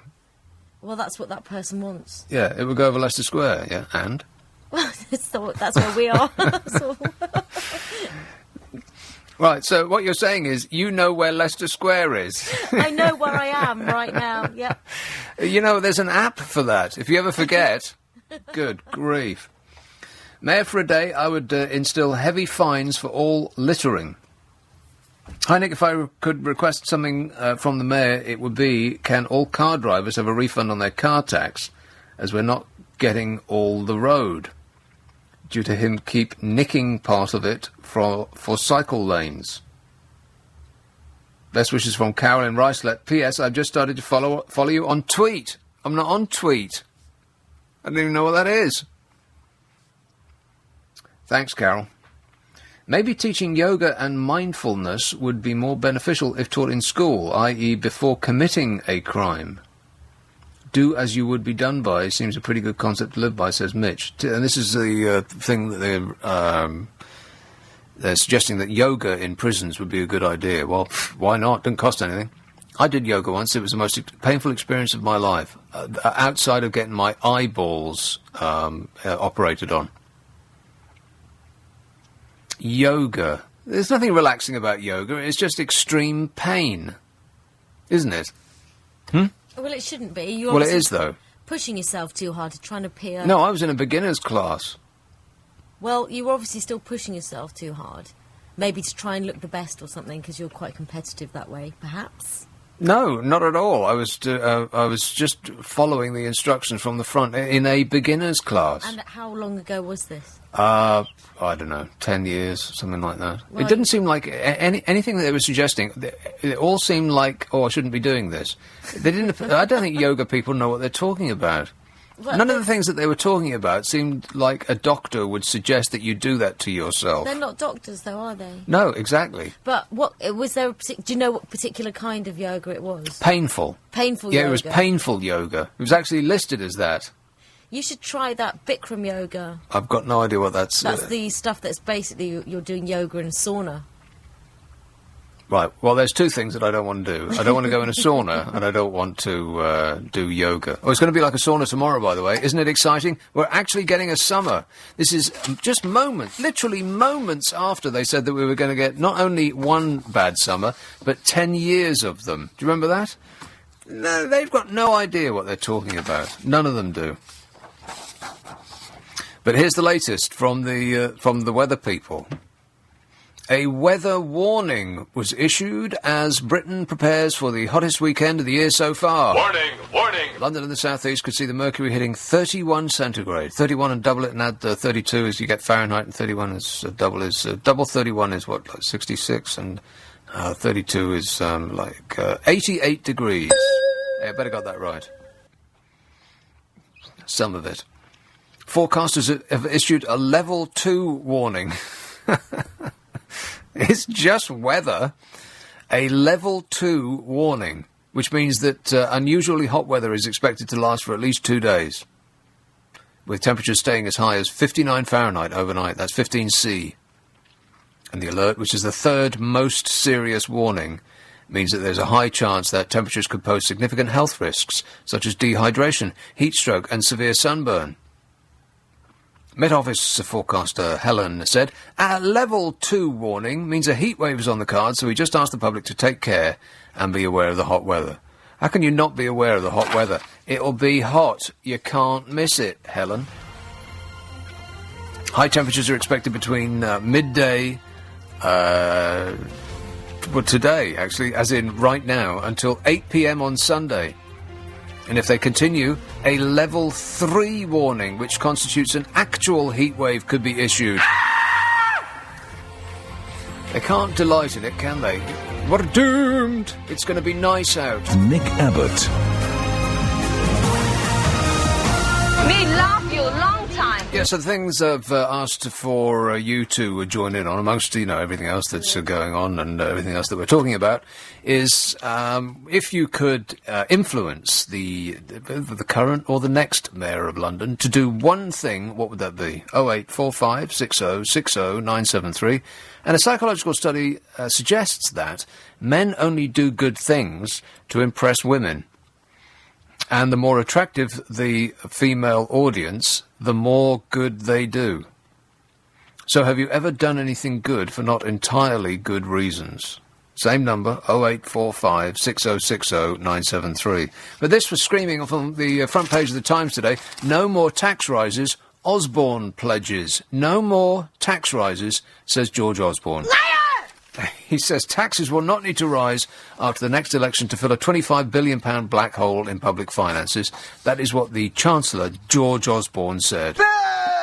He said, for the first time, he's given an outline of the tax arguments that the Conservatives will put forward at the election in less than 2 years' time. Both the mayoral and the general election, the gun has been fired and the race is on. The commitment is a clear attempt to differentiate the Tories from both the Liberal Democrats and Labour. And the comments came after the Institute for Fiscal Studies warned that millions of middle-class workers face stealth tax rises worth £600 each after the next election to fill a £25 billion hole in the government's finances. And this is the exact same thing that Dear Prudence did. Is saying that there's no actual tax rises, but bleeding us surreptitiously. The leading economists, the Institute for Fiscal Studies, said the government could have to raise £10 billion from tax increases because of the difficulty in finding deeper spending reductions on top of the £11.5 billion worth of cuts announced in last month's spending round. Speaking to a lunch organised... Well, that's one thing they could cut for a start. Lunch. Speaking to a lunch organised by the Parliamentary Press Gallery, Mr Osborne said that cuts already set out in the budget in March meant that he would not have to bring in more taxes to balance the books and complete the process of fiscal consolidation. And the Chancellor was upbeat about the economy, saying that it was moving from rescue to recovery. He rules out Tory tax rises, so in the next election, vote for me, he says, and I'll give you more money. Very believable. Negative. Not really, no. They all say that, and they never mean it. He's using his special knowledge of the future to predict how the economy will look. He must be a genius. No more tax rises, says George Osborne. Fired the first salvo in one of the next election's key battles yesterday by vowing to avoid further tax rises to plug the deficit. In a move designed to steal a march on both the Lib Dems and Labour, the Chancellor said that he would eliminate the £23 billion hole in the public finances after the election by cutting spending, or just magicking it better. They continue to say stuff like this, and I wonder when they say it, they think, oh, but people will believe this. And how's that going down? Uxbridge, hello, Gam. Oh, hello. Gam. Yeah, about that men trying to impress women by doing good things. I think it's not just about doing good things, but generally men do everything better in front of women. For example, when we play football, if there are some hot females present, then the guys play better. Now, by better, do you mean more aggressively? No, like put more effort. Right. Anything. So they shouldn't really study whether men do good things, but just how men just start to be more kind of trying harder in everything. Yeah. Yeah. And the other thing about someone was saying about cyclists. A lot of cyclists they ride quite dangerously. And I'm a cyclist myself, and in the beginning I wasn't also paying attention much, but once I came across a picture of a woman who was crushed by a truck, and that thing was so traumatizing. Since then I've become so careful on the road. I think every cyclist should do that. Well, yes, and so should every driver of a car, but what you have to remember, even you can be the most careful person on earth, but what you must keep in mind always, whenever you go on the road, either on foot or by bike or car or whatever, is that everybody on the road except you is a crazy person. And they don't know what they're doing or where they're going or how to get there or how to drive. Yeah, often I see cyclists doing completely crazy things. And I think shock therapy could be very effective in that respect. That picture really will stay with me forever, I think, because it was so awful. You don't mean electroshock therapy, just show them a... Right, I understand what you mean, yeah. Shock therapy. Right. Seems a little extreme, but I get it. All right, thanks a lot, Gam. Thank you. All right. 0845 6060 973. Look at that weather forecast. 30 degrees tomorrow. What is that in proper temperature? Because 30, it doesn't sound that hot. 30 is 81. No, 86. 86 tomorrow. I won't see a single second of it. I'll be indoors all day long, clacking on my computer. Sunday, 81. I'll see all of that. Monday, 82. Tuesday, 81. This is sensational. This is just moments after all of the experts spoke as one and said that we were going to get another washout summer and 10 more to follow it. They really do have no idea what they're talking about. And then further ahead, let's see what they say further ahead. What just happened?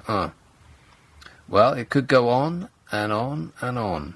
They don't know. That's the truth of it. They actually don't know. Lady with a hand in the air. Yeah, sorry to change the subject. Yes. I just took a call from a lady called Helen, and I was going to call her back, but her number was not logged, so I need her to call me back. So I'm doing kind of essentially a shout-out. It is very important, though, so if she could call me back, I'd really appreciate that. Thank Dedications? Does she want me to play a song? No, what was it's the better subject? than that. What was the subject about? It's about Heathrow, and it's potentially a call that we want to grab. So I think this is her. So okay then, do your best. Dib dib dib and all that. 0845 6060 973. Well, while you set that up, I'll give you the. I don't know whether we've been reporting this earlier on, but you know Alan Wicker died. This is not a happy story. Well, it is. It's in a way because it reminds us of his excellent work. Broadcast, which they should repeat en masse. There should be a tsunami of Alan Wicker on TV for the foreseeable future. I mean, they must have the tapes. Stick them on. Broadcaster Alan Wicker, known for his global travels during a distinguished TV career, which stretched nearly 60 years, has died at the age of 87. The veteran star began his TV career in the 1950s as an international reporter on the Tonight programme before he went on to star in his Wicker's World TV series, for which he is best known. And there's an entire generation of people that have grown up who have absolutely no knowledge of him whatsoever, and you are missing out. I mean, he was certainly a man of his time for various reasons. One of which was that he was bringing into our living rooms a glorious and glamorous world that we knew nothing about, we had no experience of. This was before air travel was affordable, before Freddie Laker did us all a favour. It's the second time that news has spread of his death after he was reportedly killed when he was covering the Korean War. And when he realised the mistake, he cabled his office. 3 words were in the cable, and they were unkilled, uninjured, on pressing. His fame led to the Monty Python Wicker Island sketch, in which all the inhabitants of a tropical island were Alan Wicker clones. And his distinctive voice and delivery led to other parodies, and a jokey rap delivered Wicker style called Wicker Rap, which even made the top 20 in 1981. Which gives light to the notion that pop music used to be better in the past. I mean, there was always rubbish. Doesn't matter when you look at it, there was always rubbish about. He once entered a Wicker Sandalite contest and finished 3rd. Alan Wicker entered an Alan Wicker Sandalite contest and lost.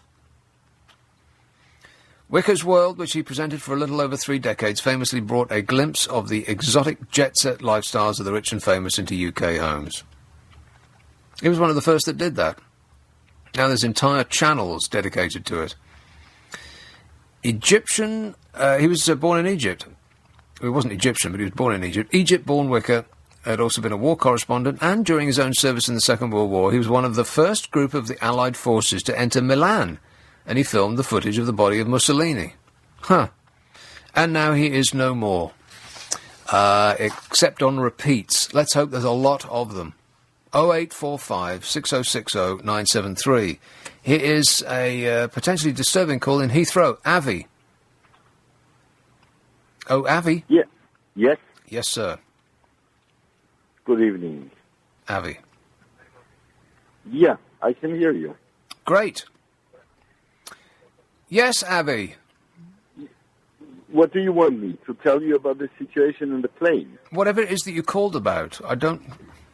Well, I didn't call you, called me, but the situation is that we are now an hour and 50 minutes stuck in this little field airport called Heathrow, where they don't have a stand for an airplane. What plane are you on? Well, British Airways from Vienna. You've flown here from Vienna? Yes, with there was this incident at the airport, and there was a delay of about 2 hours, and then we flew over, and we landed, and since then, that's now an hour and 50 minutes, we are standing on the runway, and nothing happened. So you can see the terminal from where you are? Well, I can't see it, but we are not very far. Right. It's on the other side of the plane from where you're sitting. We are somewhere outside. Yes. And so what have they said to you?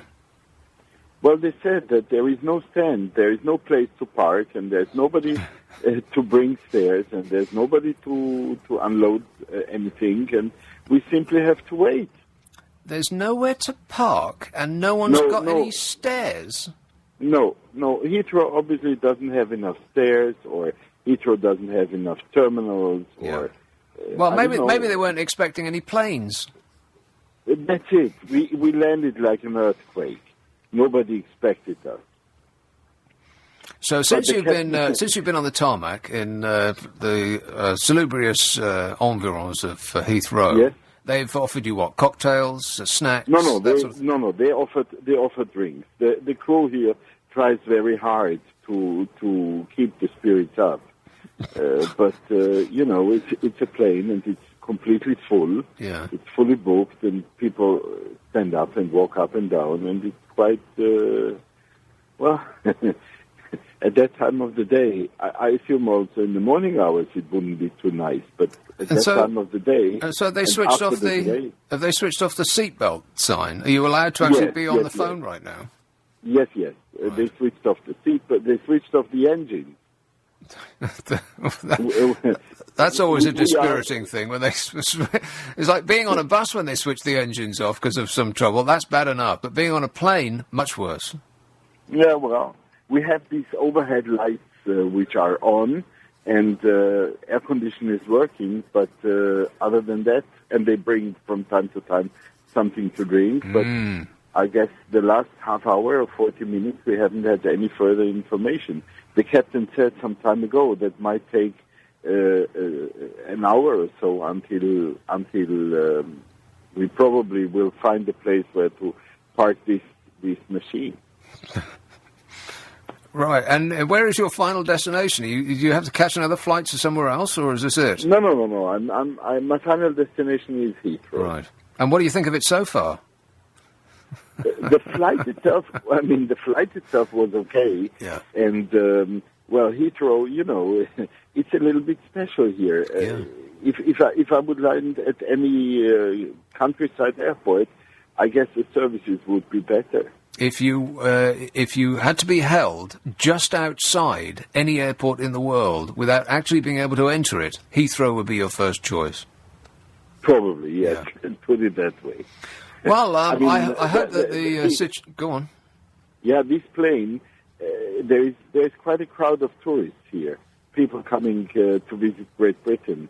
I think the first impression they get, is not really the very best one. Well, they'd be arriving in Heathrow. I think that's a given, depending on which terminal you arrive in. Yeah, your first impression of Britain, not that great. No, I wouldn't say that it is a good advertisement for come to Britain, enjoy British hospitality. Yeah. Okay, well, I hope the situation improves dramatically immediately, and then you'll only have 6 hours to wait for your bag. So, Abby, there's something to look forward to. Yeah, that would be nice, and queue up for the passport control. Mm-hmm. As most of the time, you have 2 or 3 officers there for about 500-600 people queuing up. Yeah, well, but they would have let most of those go. Of course, there'll only be one there by the time you get off the plane. Are you aware that it's 12:20 local time? I wonder if they are. Well, I already told my wife that I would prefer to go home to have a little bit of sleep, and I'll sleep at the airport if I get there. Yeah, tell her she's never going to see you again. Maybe not. You'll be permanently on hold on the tarmac from now until the rest of your life, Abby. Oh, well. This is it. Yeah. Okay, well, enjoy without compliments. There he is. He's been sitting on the tarmac for 2 hours. How painful is that? He thought it was going to be a short trip. He could have gone to L.A. in that time. Painful. They switched the engines off. Well, at least they had the decency to land before they did that. 0845 6060 973. Nick Abbott, LBC 97.3. LBC 97.3. London's Abbott. Everything is going extremely well. Is this actually a message from who it says it is? What? The first one. Is it actually a message from who it says it is? No, I wouldn't think so. If I was Mayor of London, says this message, I would replace all MPs with Eastern Europeans. Because as Boris says, they work harder than Londoners, says Ken Livingstone. I don't think that's what Ken Livingstone would say, or has said, or would ever say. And I don't think that he emails this show either. Yoga in prison gives new meaning to the phrase doing a stretch, says Phil in France. Stretching is very bad for you. Any fool know that. Here is Orpington. Hey, Ray. Hey, Nick. Hello, Ray. What should the London Mayor do? Give Londoners a referendum on whether they want to pay for a mayor and an indeterminate number of deputy mayors. How many are there, by the way? Do you know? I don't. No, none of us do we? I mean, they rise like Hydra's heads. I mean, failing that, justify their existence with a unilateral declaration of independence. Build a wall round the M25, a sort of Hadrian's Wall or Boris's battlements. I mean, as the rest of the country won't release the goose that lays the golden egg, I'll settle for their political self-immolation. But, I mean, What is the goose that lays the golden egg? London. Oh, we I see. support the whole country, don't we? Well, I suppose so. I suppose. I mean, we do, but I feel... Well, you know what the City of London does? The City of London supports London, which supports the rest of the country. So if you really want to, exclude all interlopers and just, protect the engine, then we're going to have to rebuild the City of London wall. Oh, yeah, but then if you do that, who's going to pay their wages and their bonuses? Well, we would have the benefit of being able to keep them in. I mean, if that's the money, you've got to have serfs to keep it going. So, I mean, they're going to need us. I mean, I'd also like, any London mayor to look at a map sometime. Do you know what the biggest borough is in London? Yes, the biggest borough in London is Camden. No, no. Of course, it's the biggest in geographical extent. It's, of course, Bromley. But the South East, you never get a mention of the South East. And we never get any games. We get the council tax. We don't get anything else here. We don't get line extensions. Mind you, I wouldn't want him to sort of build an airport here. But, I mean, that's the problem, isn't it? Rather than divorce us from the rest of England, Boris wants to tell the rest of the country where to site his airports and where to conduct his high-speed trains. So, I mean, certainly, I don't know how the rest of the country actually take to this man. I mean... I don't know. I think Boris is against high-speed trains, isn't he? He's in the same favour as Crossrail, wasn't he? Yes, well, Crossrail makes a lot of sense, as does... I can't believe I'm about to agree with him on two different things. But citing the airport out to the east, that makes a ton of sense. But it's outside his remit, isn't it? I mean, it's outside his fiefdom. I mean, he doesn't control that area, does he? No, it's just a suggestion on his part. If he did control it, then he'd get it done, but he doesn't, so it's just a suggestion on his part. For the benefit of all mankind. It'd been a brilliant idea. That bloke that I've just talked to, stuck on the tarmac at Heathrow, he would have been dealt with instantly if there was a new four-runway airport built out in the east. What would have happened when he got off the plane? There'd have been bird droppings on his head for the ones that are left that haven't been striking into the engines and the pilot's wing mirrors or whatever. Birds aren't totally stupid. They'll be able to. They can get up and move. They've got wings. They can move somewhere else. Well, you got a jumbo jet hurtling towards you. You sort of squeak and get out of the way. Yes, exactly.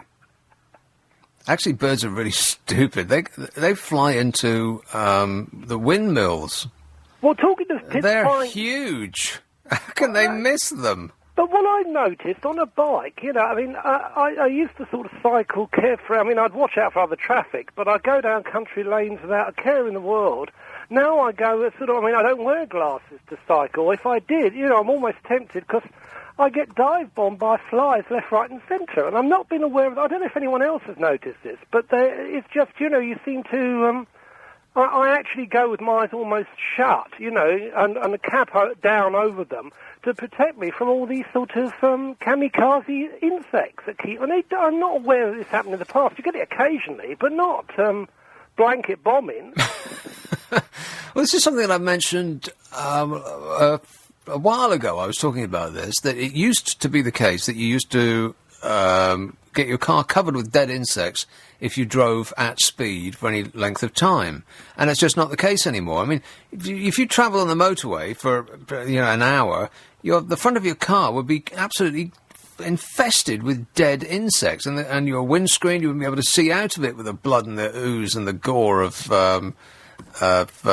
these insects that would have been splattered all over your window. And it just doesn't happen anymore. And that's part of the reason... it doesn't happen anymore. No, it does not. Well, they're all aiming at the cyclists, that's why. Yeah, maybe they're attracted to your face, Ray. Well, it's that, or the other big mistake I made once was putting on a yellow T-shirt. I couldn't work out why I was getting all these jeers from people until I realised yellow T-shirt, Can't you wear goggles?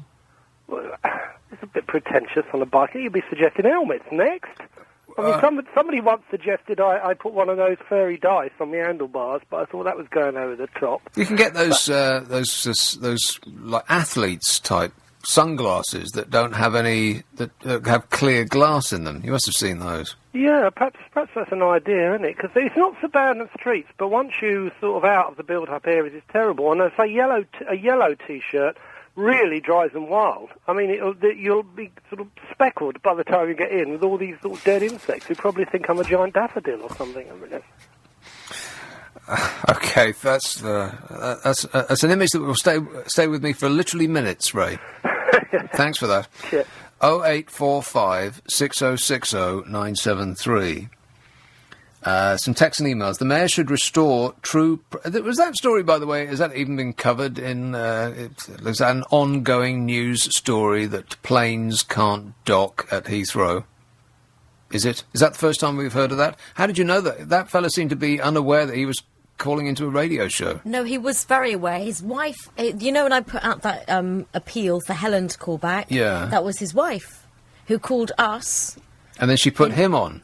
And then I called him. And then he was confused as to who the hell I am and why am I bothering him? Were, but he just maybe thought you would have start off with a question, that's all. So I think it just got a bit confusing at the start. Right. Because he wasn't then sure if he was supposed to speak or not. Well, I know the feeling. Some texts and emails. The mayor should restore true property values by allowing only UK residents to buy UK property and stop buy-to-let. Excellent suggestion. If he did that, then the prices of property in London would plummet. Particularly prime central London. It would go through the floor. If the prices in Chelsea and Kensington and Belgravia and Knightsbridge were determined on what UK residents could pay, they would fall through the floorboards, prices in those areas. Excellent suggestion. This says, if a woman was watching, I would help an old lady cross the street, but if she wasn't, I'd let her do it alone, says Clark. Ah. Are locksmiths classed as key workers? Oh, Struth. Right, that's it. I'm leaving. 0845 6060 973. Text 84850. Email nick@.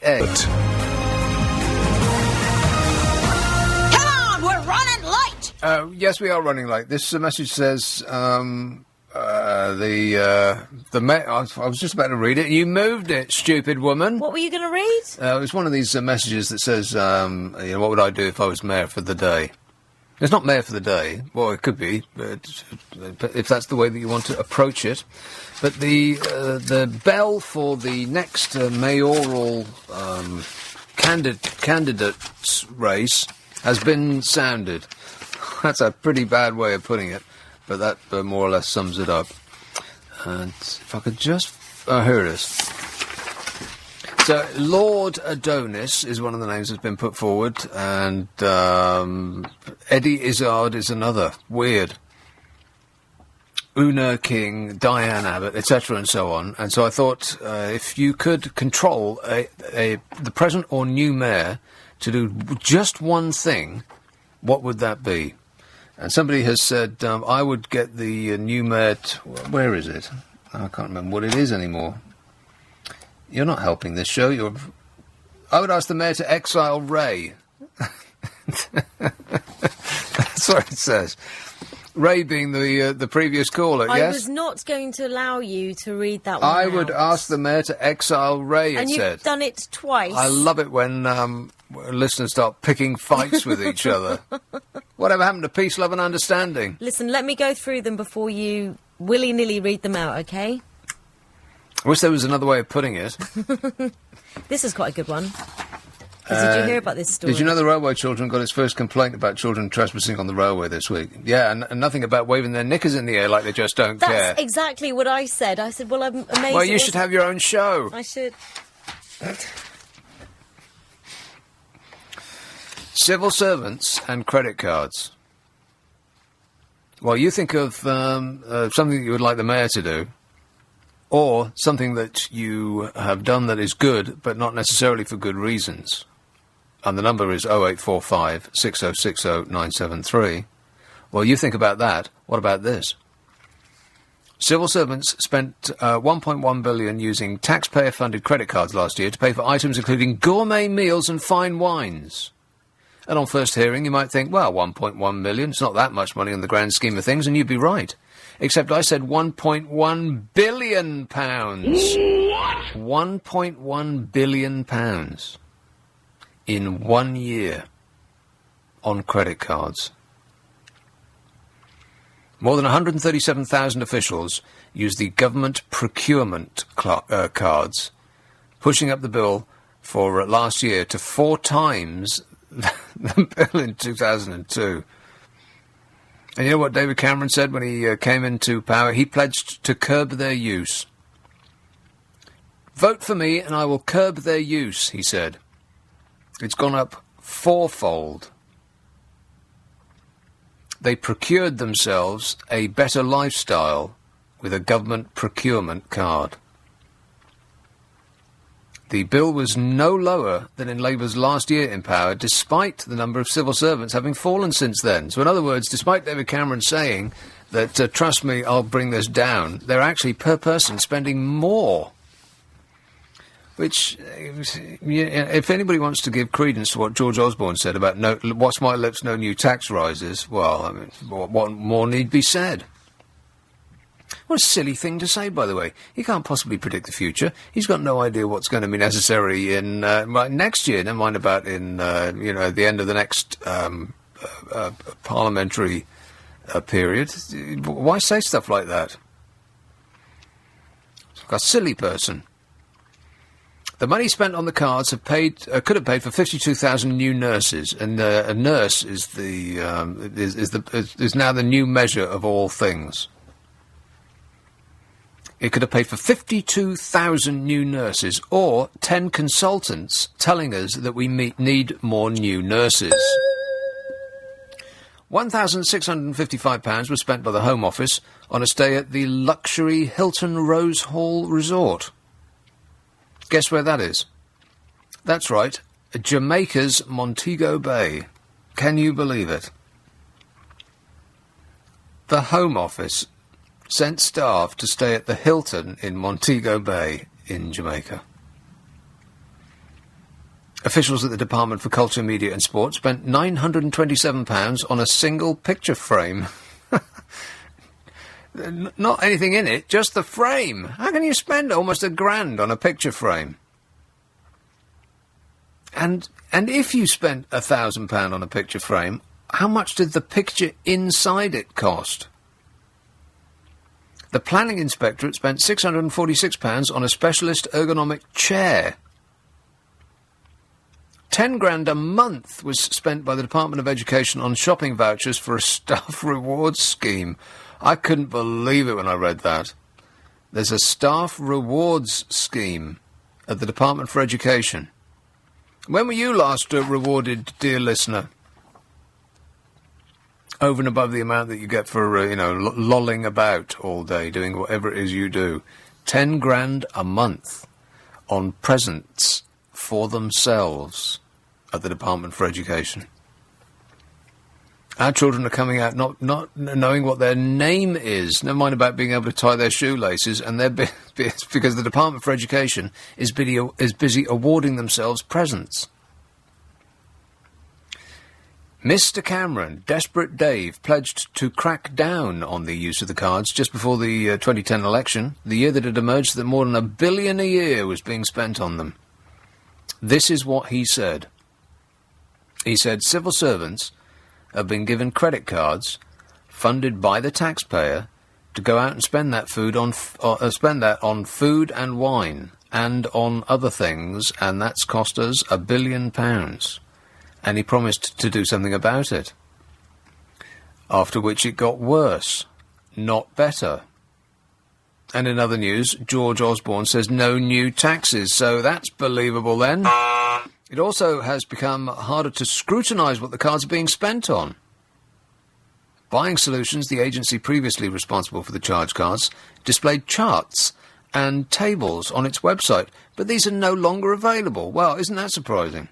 It's all part of the new open government. And it was only by a Freedom of Information request by the Daily Mail which revealed how much was spent on the cards, which included And you wouldn't think that this was actually possible. How have they managed it? £4,774 on alcohol by the Foreign and Commonwealth Office in a country where drinking is illegal. Now takes a special kind of genius to spend almost £5,000 on booze in the United Arab Emirates, where they're not allowed to drink. A spokesman for the Cabinet Office said, "Don't question us, peasant." They didn't. They said procurement cards allow public sector workers to pay for low-value items in a controlled, secure and efficient way. When used effectively, they save organisations money. Right, you hear that? They're saving us money. And it only cost us £1.1 billion. Please, stop saving us money. We can't afford it. 0845 6060 973. Is that fella still on the tarmac? Have we got him on speed dial? I can ring him. No, don't do that. You don't want me to? No, he'll be busy ordering up another cocktail or trying to open one of those complimentary peanut bags. They've probably run out of peanuts by now. Maybe he's asked for a moist wipe. They've probably run out of those. Yeah. As well. Unless you're in first. Well, there probably isn't a first, come from Vienna. No. Business at most. They'll upgrade everyone to business as a compliment. But which how can means they that, fit well, everybody exactly in right, business? yeah, there'll be like shoulder room only. And then you'd want to get back into cattle class, Yeah. wouldn't you? I feel sorry for him. Must A little be really bit. frustrating. Extremely. You think you're almost there. Yeah. Finally. Oh. And I'm still stuck there. How can there be nowhere to park at this time of night? There's no planes there. I mean, there's no arrivals. There's certain restrictions and there's rules. Oh, rules? Rules. Really? Rules governing commercial flights? I find that hard to There's believe. health and safety gone mad. Yes, no doubt. Well, you'll be reading about that in your newspaper tomorrow, unless it's happened too late. It'll probably happen too late. It's this annoying part for journalists of the day. It's just slightly too late for tomorrow's newspapers, but then after tomorrow it won't be news anymore, so it will just disappear. It will be as though it never happened. You heard it here first and only on the Nicky Abbot Show. I can hear another radio station bleeding through. Is that allowed? There seems to be another voice in my head. Yeah. It's slightly alarming, unless I've lost my mind. Is it a music radio station? No, it's speech. It's speech. Is it you? Are you on delay or something in your headphones? Yeah, only in real life am I on slight delay. Is it a male voice? Yeah. Oh, it's gone now. It's very weird. So you could hear a voice. Yes. Okay, that nobody else could hear. I know that. I just told you that. And now it's gone. Yes. Okay, well, let me know if it comes back. Yeah, I'll do that straight away, yeah, because you seem concerned and, eager to help. An awful woman you are. What else? God, a really dire response on the phones this evening. I am stunned. After the last couple of weeks, we've had tremendous response. I've been overwhelmed by the response. Under an enormous amount of pressure to get the call rate up. And look at that switchboard. Not one single thing.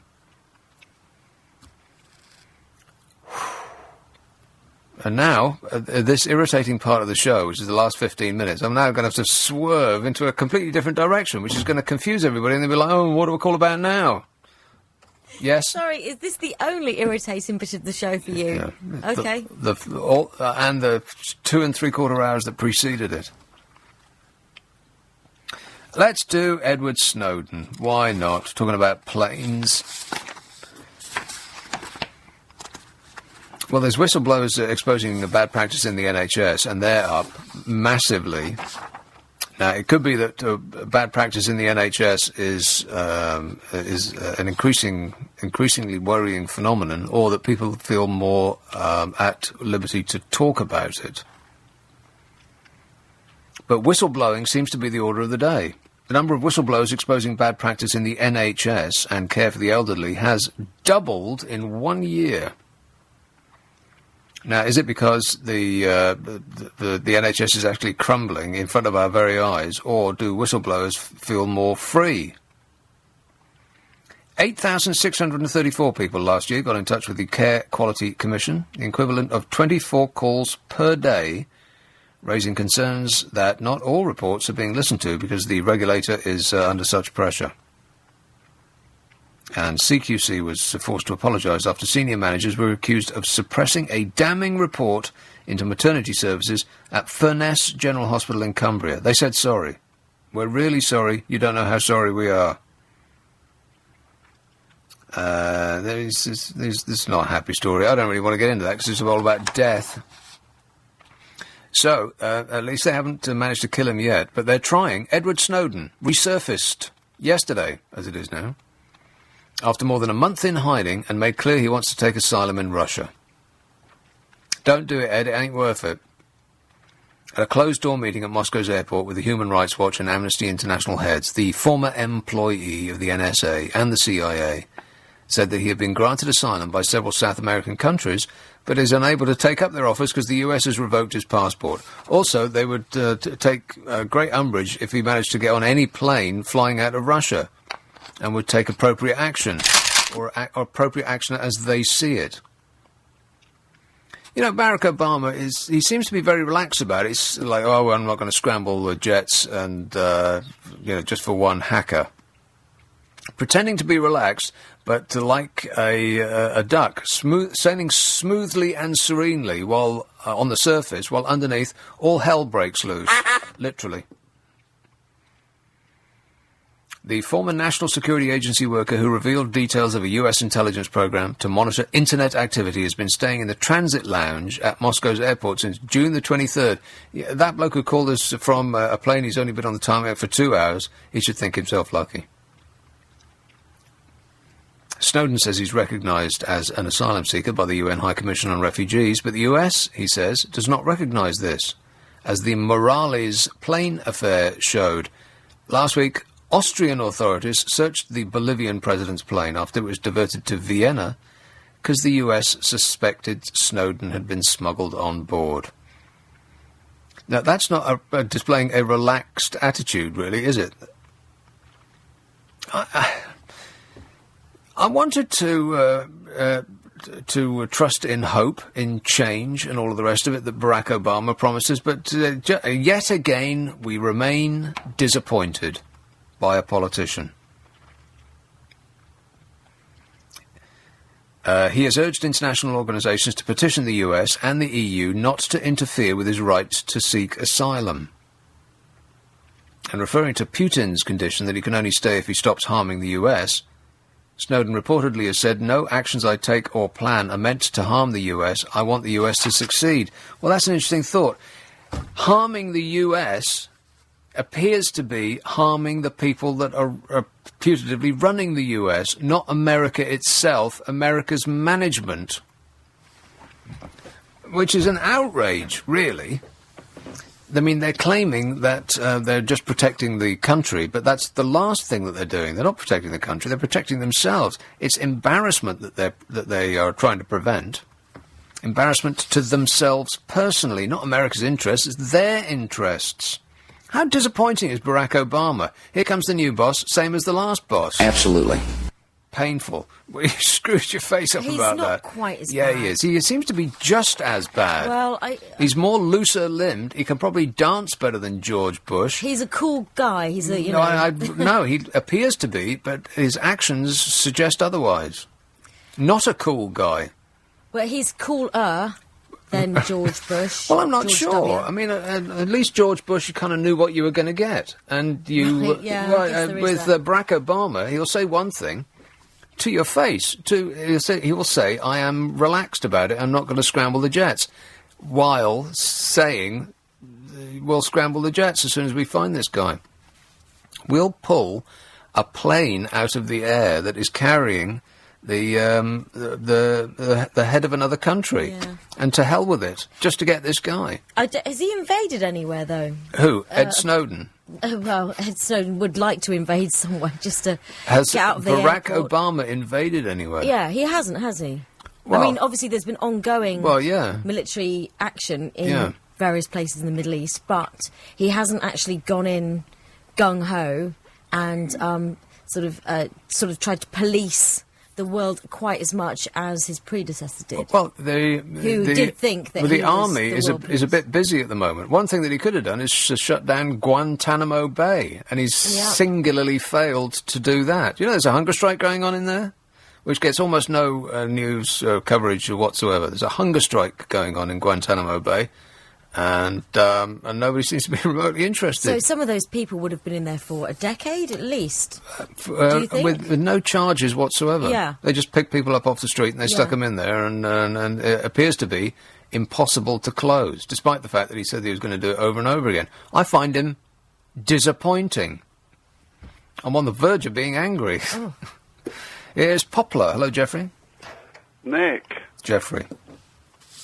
Is it actually a hunger strike, or they're just not feeding them? No, they are feeding them. They're force-feeding them. Well, they can't be that hungry. Right, listen. The snowman there in Russia, in the airport. Yes. Mr. Putin's been there to have a chat. And he doesn't want him to leave the country. I don't think Putin's been there to have a chat, has he? Oh, I think he has. Well, what makes you think that? Or are you just making this up? I could be making it up, but who's feeding him? If he's stuck in Moscow airport, who's feeding him? Well, there's isn't he in the hotel in the twilight zone of Moscow airport? Is there a twilight zone? I don't think there is. Between one, like neither in nor out. I think there's an airport there, a hotel there.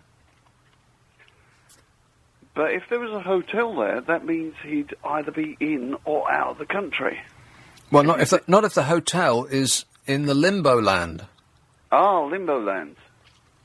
I've never actually heard of a hotel being sort of ticket side. You've never. But Russia's a strange and unique place, so maybe they've stuck one in there. But I believe that that's where he is, and I base that on no information whatsoever other than what I read in the paper. There's a hotel that he is suspected of being stuck in. So if he's stuck in a hotel, yeah, how's he going to get out? What happens if he needs to go away? I mean, has he got ensuite? Well, I would imagine so. It's a 5-star hotel in Russia. They've got toilets in Russia. What an outrageous suggestion, Jeffrey. They have toilets in Russia. I'm sure they do. But not in hotels. Can you look that up, Amanda? Do they have toilets in Russia? Unlikely. He's got toilets, he's got ensuite, he'll have shower facilities, he'll have those little bottles of shampoo, he'll have, I bet you can order up films on the internet. Shower cap? Almost certainly. He'll have something to clean his shoes, even though nobody ever uses that. Did you hear that the British government and the American government, not naming any names here, they actually don't want to use computers anymore. They want to use typewriters. No, this is the Russian government who are just making a cute point that America is listening into every little thing they do, which isn't magic, and they've said, well, we'll go back to typewriters, as though that would keep things secure. Yeah, very secure. Matches, petrol, burn. Snowden told the meeting that he was in that he had received offers from Venezuela, Russia, Bolivia and Nicaragua and Ecuador. He said he accepts all the offers, present and future. He's desperate. And he said he wants help in guaranteeing his safe passage to Latin America. It's the getting there what's difficult. Sources say Snowden will not be allowed to board the only Aeroflot plane that offers direct connections to Caracas, a regular service to Cuban capital Havana. The routing overflies both the EU and the US, and there are fears that the plane will be denied rights into Western airspace and forced to land, leading to Snowden's arrest. I really deeply, sincerely hope they don't get him, because it seems that he's not a traitor. He seems to be a hero. He seems to be on the side of the American people. The American people were being, and us too, surveilled without their knowledge illegally. But that government, unlike every other government or the whole world over, and it seems to be the default position, no matter what it is, what evil and nefarious activity is uncovered, it's don't stop the evil and nefarious activity, stop the evil and nefarious activity from becoming public? How can we stop this information from getting out? Is always the response. Not wouldn't it be a good idea to stop being evil? The Obama administration say US diplomats are working behind the scenes to make it difficult for Snowden to find safe harbour in any of the nations that have offered him asylum. And by difficult, they mean dead. They can't wait to get their hands on him. You know, I saw something on the news today that was suggesting that the reason that Barack Obama is so lax and relaxed about it is because he isn't actually pulling the strings at all. He's just the figurehead. That it's actually the security services that are not just running security, but running the country. Shh, don't tell anybody. There's probably people listening to this right now. Shh, don't tell anybody. Which one shall I take, Amanda? Oh, that's mean, so I have to disappoint somebody. Let's have my namesake. All right. Streatham. Hello, Amanda. Hello there. Amanda, Thank hello you. there. How are you? Great, mate. Yeah, I'm very proud of what you said. Everything is really acutely correct, as far as I know. I'm cute and correct. Is that what you just said? No, acutely correct. Of course you're cute and correct.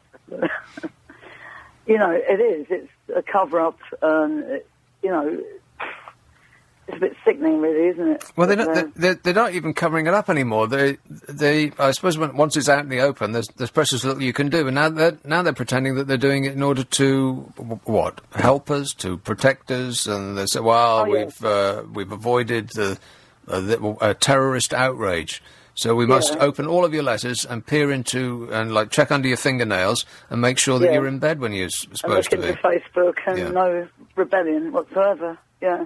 Well, at least it's out in the open, so hopefully, you know, anything that happens, it's not all undercover anymore, is it? Like guns and anybody telling anybody else. I don't know, but it's still manipulative and it's still undercover and it still smells, isn't it? From now on, I'm going to get undercover before I take my clothes off, because there's always going to be someone or something peering at you, Amanda. Keep that in mind. No. Lock your doors, close your curtains, and never leave the house again. All right, then. That's my best advice to you. I'm glad to help. Cheers, my dear. 0845 6060 973 is the number to call the next host on, whose voice you will hear after I stop speaking. And it's a man with one name only, called Christo. I'm similar to Cher and Madonna in that respect. And only that respect. Thank you, but my hair is growing. I will look like Cher by the end of the year, I'm sure. No. If only we could turn back time, eh? Oh, painful. Anyway, we won't be turning back time from 1 o'clock because I'm going to be here, and if you want to give me a call, 0845 6060 973. Obesity is bankrupting the NHS, apparently, so we're going to try and sort that one out between now and 5 o'clock. Would plain packaging of cigarettes stop you